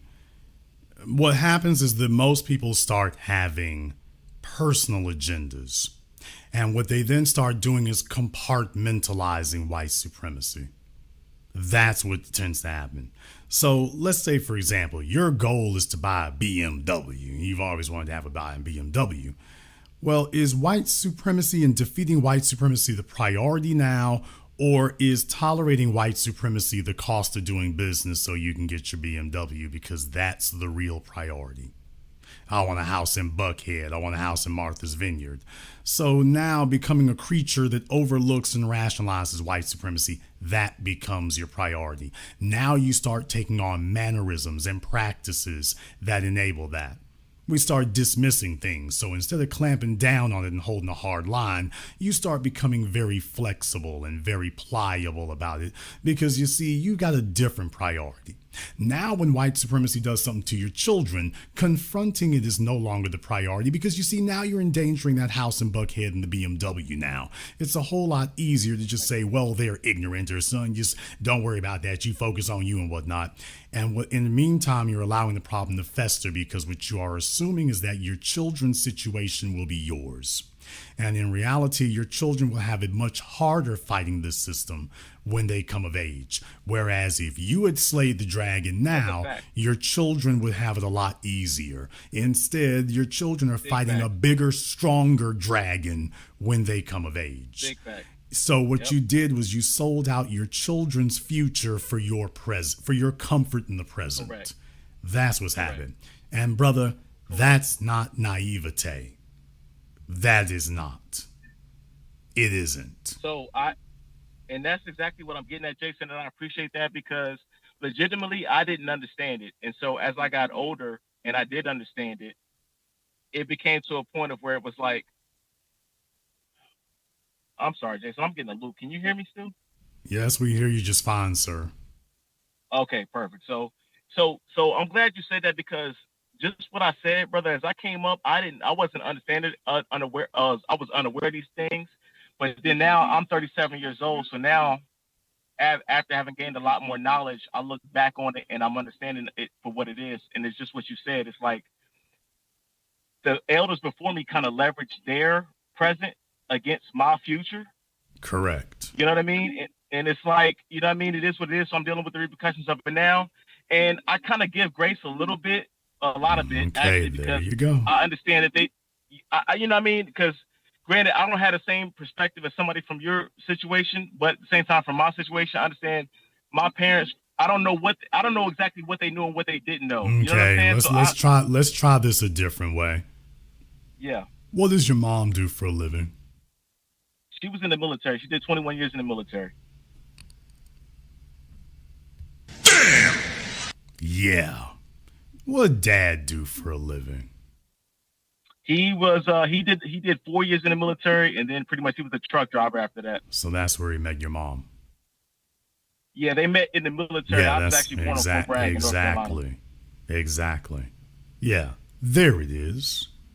There it is. Yeah. You're basically answering everything right there, young man. I'm not going to have you swallow all this at one time here, but you already know what the answers are. A lot of folks kind of get upset with me because for the last 2 decades, I've been pointing out some of the foibles of most of the people who join the military, but it's a certain type of person who tends to join it, and definitely a certain type of person that tends to make a career out of it. Have you ever been in the military, young man? No, sir. Okay. Without me going into salacious detail, things happen in the military. You need to talk to some folks who ain't your parents. Things happen in the military, dude. Things happen in the military that you're never going to find out about and probably shouldn't, but it doesn't pay for you to be naive. Things happen, like you said she was in the military. Was she in the Navy? No, the Army. Okay. Things happen in them barracks. Things happen on them ships. Oh yeah, okay. I'm aware. My point about it. I'm not. I don't shy away from it. Jason. Okay. I don't shy away from none of it. My point is, I see a whole bunch of white men on Facebook with a bunch of black women cheesing, talking about this is a staff sergeant, or this is one of my military buddies. I see a bunch of that, and I need you all to be aware. That's not an accident. That's not accidental. So there's a lot of mindset that you all are conveniently dismissing. And what I'm saying is that dismissing, you're refusing to see what's sitting in front of you or accepting the reality of what's sitting in front of you. There's a culture and things that go on in the military, and to be okay with that. For example, black folk make up damn near the majority of the lower level of military, the new recruits, the infantry, and all that. When you start getting into the officers, all of a sudden the black folk disappear. Now, how can you be the majority at the bottom, but at the top you're all filtered out? How can that be natural selection? Mathematically, that should be impossible. And yet that's what it is. Now, who is going to be there for almost 20 years and they're comfortable in that situation? Day after day for 2 decades? So I will say this, Jason. So is this person teaching their children about a system of white supremacy, or is this person prioritizing, number one, what they're getting, and number two, well, we shouldn't burden the kids with that, just it ain't really that bad. And the more you complain about it, the more the issue is going to be because they were getting jollies from it. Yep. And I'll say this, Jason, to get into my question, not to belabor the point. She did make E8. And as you probably know, that's the second highest rank. She wanted to make longer, but I think she made that just by natural way of her being in there so long and having achieved what she achieved. But this is what I would say to your point. They didn't teach me about white supremacy because they was pretty much going along with it. You know what I'm saying? Go along to get along. But to my point, because her job depended on it. Mandated it. Yep. No. Her job Demanded. depends on her. No, I don't just mean from a paycheck standpoint. That's what I meant by when they get in the military, brother. This is a culture. They become part of it. This is not a matter of them doing it against their will. At some point, they have to choose to go along with the system. Yeah. So that's what I'm saying. You're being naive, or you're subscribing naivete to it. No, at a certain point, she shook the devil's hand and said, okay. Some do it more begrudgingly than others, some less begrudgingly. But the bottom line is, at a certain point, she got with the program. And that's what the system And you know wants. what? And you know what, Jason? I agree with you. I see a light bulb. I see a light bulb that just went on over his head, y'all. But go ahead. Yeah, but you know what, Jason? I ultimately already knew that, because check me out. Because for me, I'm 37, bro, and I've had this thought like for several years now. For the elders of my community to not tell us about a mortal enemy, like if you got a mortal enemy, right? Like you would think your elders, if you had a mortal enemy, you would tell your children about your mortal enemy. You at least have to know the severity of the situation. So if your parents don't let you know the severity of the situation, let alone your parents, your aunties, your uncles, your grandparents, none of them let you know. Yeah, you see what I'm saying? So. Okay, you might want to turn your speakers down just a little bit because you're hearing something else, not me. The point here, brother, is that yes, they are a mortal enemy. Here's the issue. These folk who get little benefits and little cookies from the system, what they tell themselves is, well, yes, he's a bad guy, but he's manageable. So I need to teach the kids, well, sometimes he gets out of line and whatnot, but here's how you manage him. See, I know how to play the game. And now they're depending on teaching you how to play the game. Well, they're assuming that the system is going to be as equally welcoming to you or even allow you to play it. Whereas in your mother's case, for example, she might have had attributes they liked more than yours. Because I couldn't help but notice that sounds familiar. Mama was in for 17 years. Dad was in for 4. Yeah. There's reasons for that. So keep that in mind, is that your appeal to them might not be hers and vice versa. So she can't just assume you're going to get the same welcome that she's going to get. And generally speaking, that doesn't happen. So that's why that really goes like that. So yeah, it's easy for her to say he's manageable. It's not going to be as easy for you to say it. Yeah, that makes a lot of sense. Thank you very much for giving us a call tonight. Yeah, y'all, like I say, it's just in that military environment, it's just, Jason, you always down on folks from the Caribbean, the military, and old folk, and this, that, and the other. Jason just don't like them. Okay. All right, nigga, if you don't hate, I'm going to let you hate big then. I'm going to give you plenty to hate on then, but I'm going to tell the truth like it is.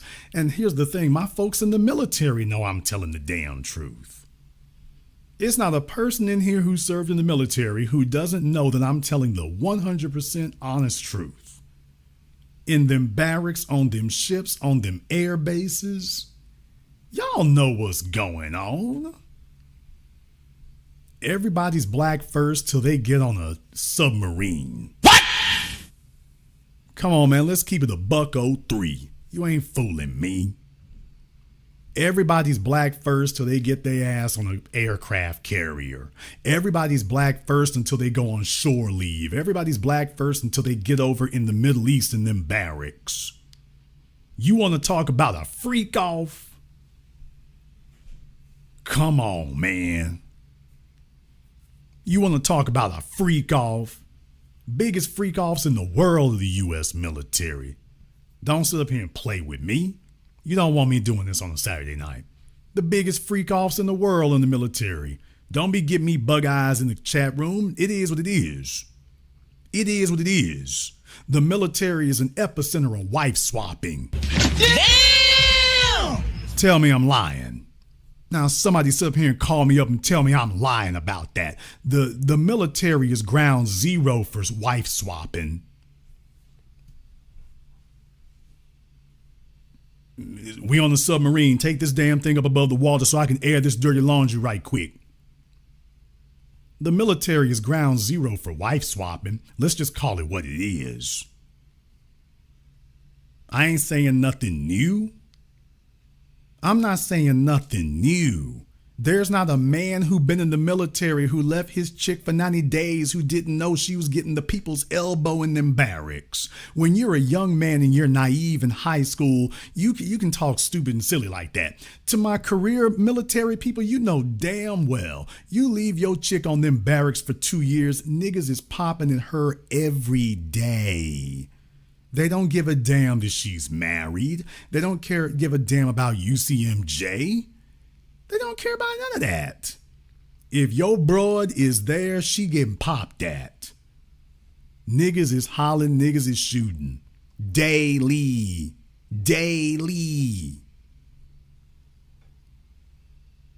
And most of them females, and by most, I mean 90%. Nigga, what? I said it. 90% of them are hollering back. Let's just call it what it is. 90% of them are hollering back. My military heads know that. It is very, very few and far between that you got a chick that you in the military, you push up on them draws and she push back and say, nah, I don't do that. It's few and far between. Especially on them bases in the war zones. Let's just stop that. You want me to go there for a minute here? We gonna go there for a minute. Okay, if your chick is a staff sergeant or higher, dudes in the military know the damn privates and private first classes be knocking down them first sergeants. Oh, man. Auntie, chill. I'm not supposed to say this, am I? I'm not supposed to say any of this. I'm not supposed to say none of this, right? Okay. My fellas in the military know I'm telling the damn truth. Fellas, if I'm telling the truth about what I just said right there, give me the combat helmet emoji in the chat room if I'm telling the truth. If I'm lying, you can go ahead and cut me off. But I'm telling the truth right now. Give me the combat helmet emoji in the chat room. Them private first classes be knocking down them female staff sergeants. The male privates, y'all know full well that's be happening. Them chicks can get rank if she's sitting over there in the Gulf by herself. That's it. She getting knocked down. She getting knocked down. Get somebody else to lie to you. Find somebody else who's going to lie to you. I'm not going to bring you nothing but the real. If you didn't know that your woman was doing it, nigga, okay, but now you know. Now you know. Don't get mad at me. My people who served in the military know this is the damn truth. What I'm telling you right now is the real. It's the real. Show me a black female in the military. She got a white man on them draws. What? Okay, when you see that sexual rap sheet, there's going to be a white dude up in there somewhere. Sergeant, lieutenant, something. Yeah, because you have to get your promotions through these people. You got to get your promotions through them. Those are the ones who have to process your promotions or deny them. Do you get leave? Do you get permission for things? So hell yeah. If you got a black female in the military, if that heifer was in there for more than 5 years, she got a white dude on that sexual resume in there somewhere. There's a white dude in there somewhere. She either will claim him or she will not claim him. And for real, if she's been in for 10 years, oh, I promise you, there's a white dude in there. Particularly if she's from the Caribbean. Damn! I said it. If your chick came from a Caribbean background and went in the military, there's a few white dudes on them draws, okay? It's on her sexual rap sheet. It is what it is. I ain't beating up on nobody. Can we just have a real ass conversation? Can we tell the real? Is it like that? Ask the folk putting up the combat helmets if it's like that. Ask them if I'm telling the truth right now. Ask them if I'm telling the truth or if I'm lying right now. Jason, you exaggerating. Ask them if I'm lying. Don't ask me. Ask them. Ask them to call me out and say, Jason, you wrong. That ain't true. Come on now. I know how niggas get down. All over there in Germany. Y'all don't want to get them niggas off the army base in Germany. They go straight for the white women. I said it. In Japan, it's not a black man in the military in Japan who ain't ran up on one of them Asian girls, man. That's standard. If your man served in Japan, he done run up on one of them Japanese chicks. And he'll come right back over here to me. I'm like, okay, bro, I ain't gonna diss you, but don't sit up here and feed me no lie neither. I know you was laying up one of them Asian chicks. You was in Asia. I know what you were doing. Japan, Thailand, the Philippines, South Korea. You were on the DMZ. Okay, I know what you were doing. I'm not going to penalize you for it here, but don't sit up here and play me for a fool and try to lie to me. I know what the hell y'all was over there doing. I know what you were doing. It's the get down. I got an Air Force base here, Barksdale. I know what the hell happens. In the Navy, they go out on them ships. That's it. It's on. Because they're not fighting wars. They're not on the ships fighting wars, people. Contrary to popular belief, they're on them ships partying and bull jiving and TikToking and dancing and whatnot and getting their phony ass disability benefits and whatnot and getting set out and slutted on and put out and run through. That's what they're doing. These chicks they be on these ships having freak offs for fun, man. They be on the ships having freak offs for fun. The commanding officers just hope that they don't get pregnant because that complicates things. At least get some damn birth control. That's all the CEOs want. The commanding officers want you to just get some birth control at least so y'all ain't getting these gals pregnant and not a bunch of STDs running around. Okay, no STDs, no kids. All right, y'all just freak away. But if a war break out, get ready to shoot. And that's exactly what it is. That's what the military is, people. That's what it really is. It's a Saturday night. Y'all need to know. Everybody in the military knows right now it's a Saturday night. It's going down on the bases. It's going down at the barracks. It's going down. Niggas coming up in there with their Dodge Rams and their Dodge Chargers and whatnot. And some of them might have Corvettes. It's going down at the barracks, man. It's going down on the bases. If you don't know where your broad is tonight, nigga, she getting flip-flop right now. That's where she at. She getting flip-flop in them barracks right now. That's where she at, dude. Talking about she got work this weekend. Okay. You ain't never seen nobody got to work that damn much and whatnot. No, that's what the hell going on. I need niggas to stop playing. And then once she's been in there long enough, she starts getting indoctrinated by the system. She starts becoming one of them because that's all that she knows. Her lifestyle, her income, her social status, all of that is wrapped up in the military. That's the only thing she got. That's all she got. That's what the system wants. Now you're a tool of servitude. Now you're reliable because the military is all you got. But let's not lie about what happens. Everybody's black first when they sit here in my chat room. These are the black first folk over here. As soon as they leave my damn chat room, if they in the military, man, look here, it's we are the world. It becomes that. So talk to somebody you can fool. Yeah, and don't talk to me silly. I know what the deal is. Been watching it for decades. I know what it is. And I'm like, okay, I'm not arguing with the game. I see it for what it is. Just don't tell me that's not what it is. That's what it is. And for those of you who didn't know, that's what it is. So remember, I started off the program tonight talking about the old niggas, talking about the old people, talking about Fox News and Trump and then what the old folk do. I ain't hating on the old folk. I just understand them. I'm not hating on the military. I just understand them. I'm not hating on the white supremacists. I understand them.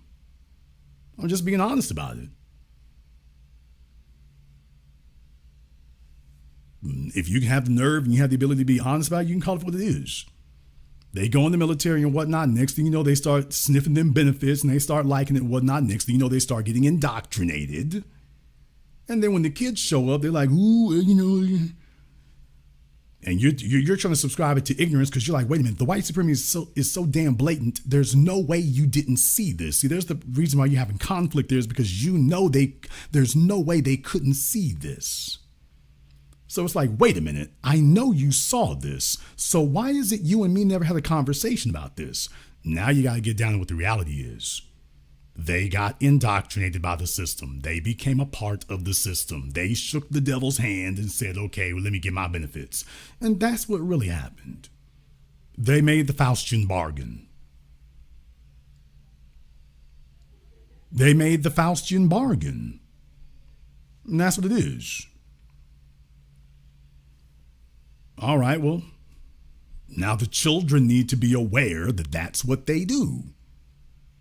I don't want you to hate your parents or this, that, and the other, but I want you to understand them. That's all I'm saying. It's not disrespectful to say, hey, I understand what's going on, and so that you understand it because you need to so that you don't repeat those mistakes. Because the real problem is if you dismiss what your parents did, then you can't fix a problem if you don't face the problem. If you refuse to look it in the eye and call it for what it is, well, then the problem's just going to repeat itself. And as you're seeing, take a look at how much harder it made it for you. Ignorance was not a shield for you. Maybe they could afford to be ignorant after a while, okay, but you can't afford it. Maybe the shield worked for them. It's not going to work for you.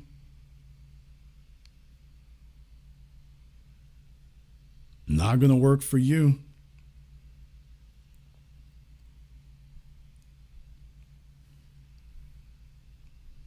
So yeah, folks, being black when convenient, man. Look here, that's another thing you got locked down on. Being black when convenient. It ain't gonna work that way. And that reminds me, old Candace Owens, it would have been a whole lot easier for her if she had that to rely on.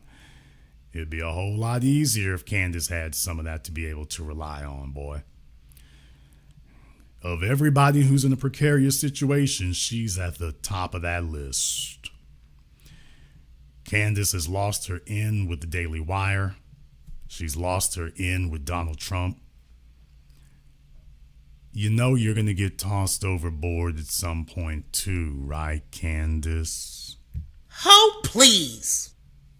By the way, Candace, one day they're going to come for you too. Oh, they never, that bus never misses that stop. One day they're coming for you. Now that you've lost your in all the way around, they're going to stick with you for a little bit longer because they're frustrated, but at some point they're coming for you. You think that they are fighting because they don't want to bow to Iranians and they don't want to bow to Israelis?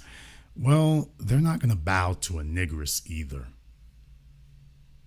So at some point they're coming for you.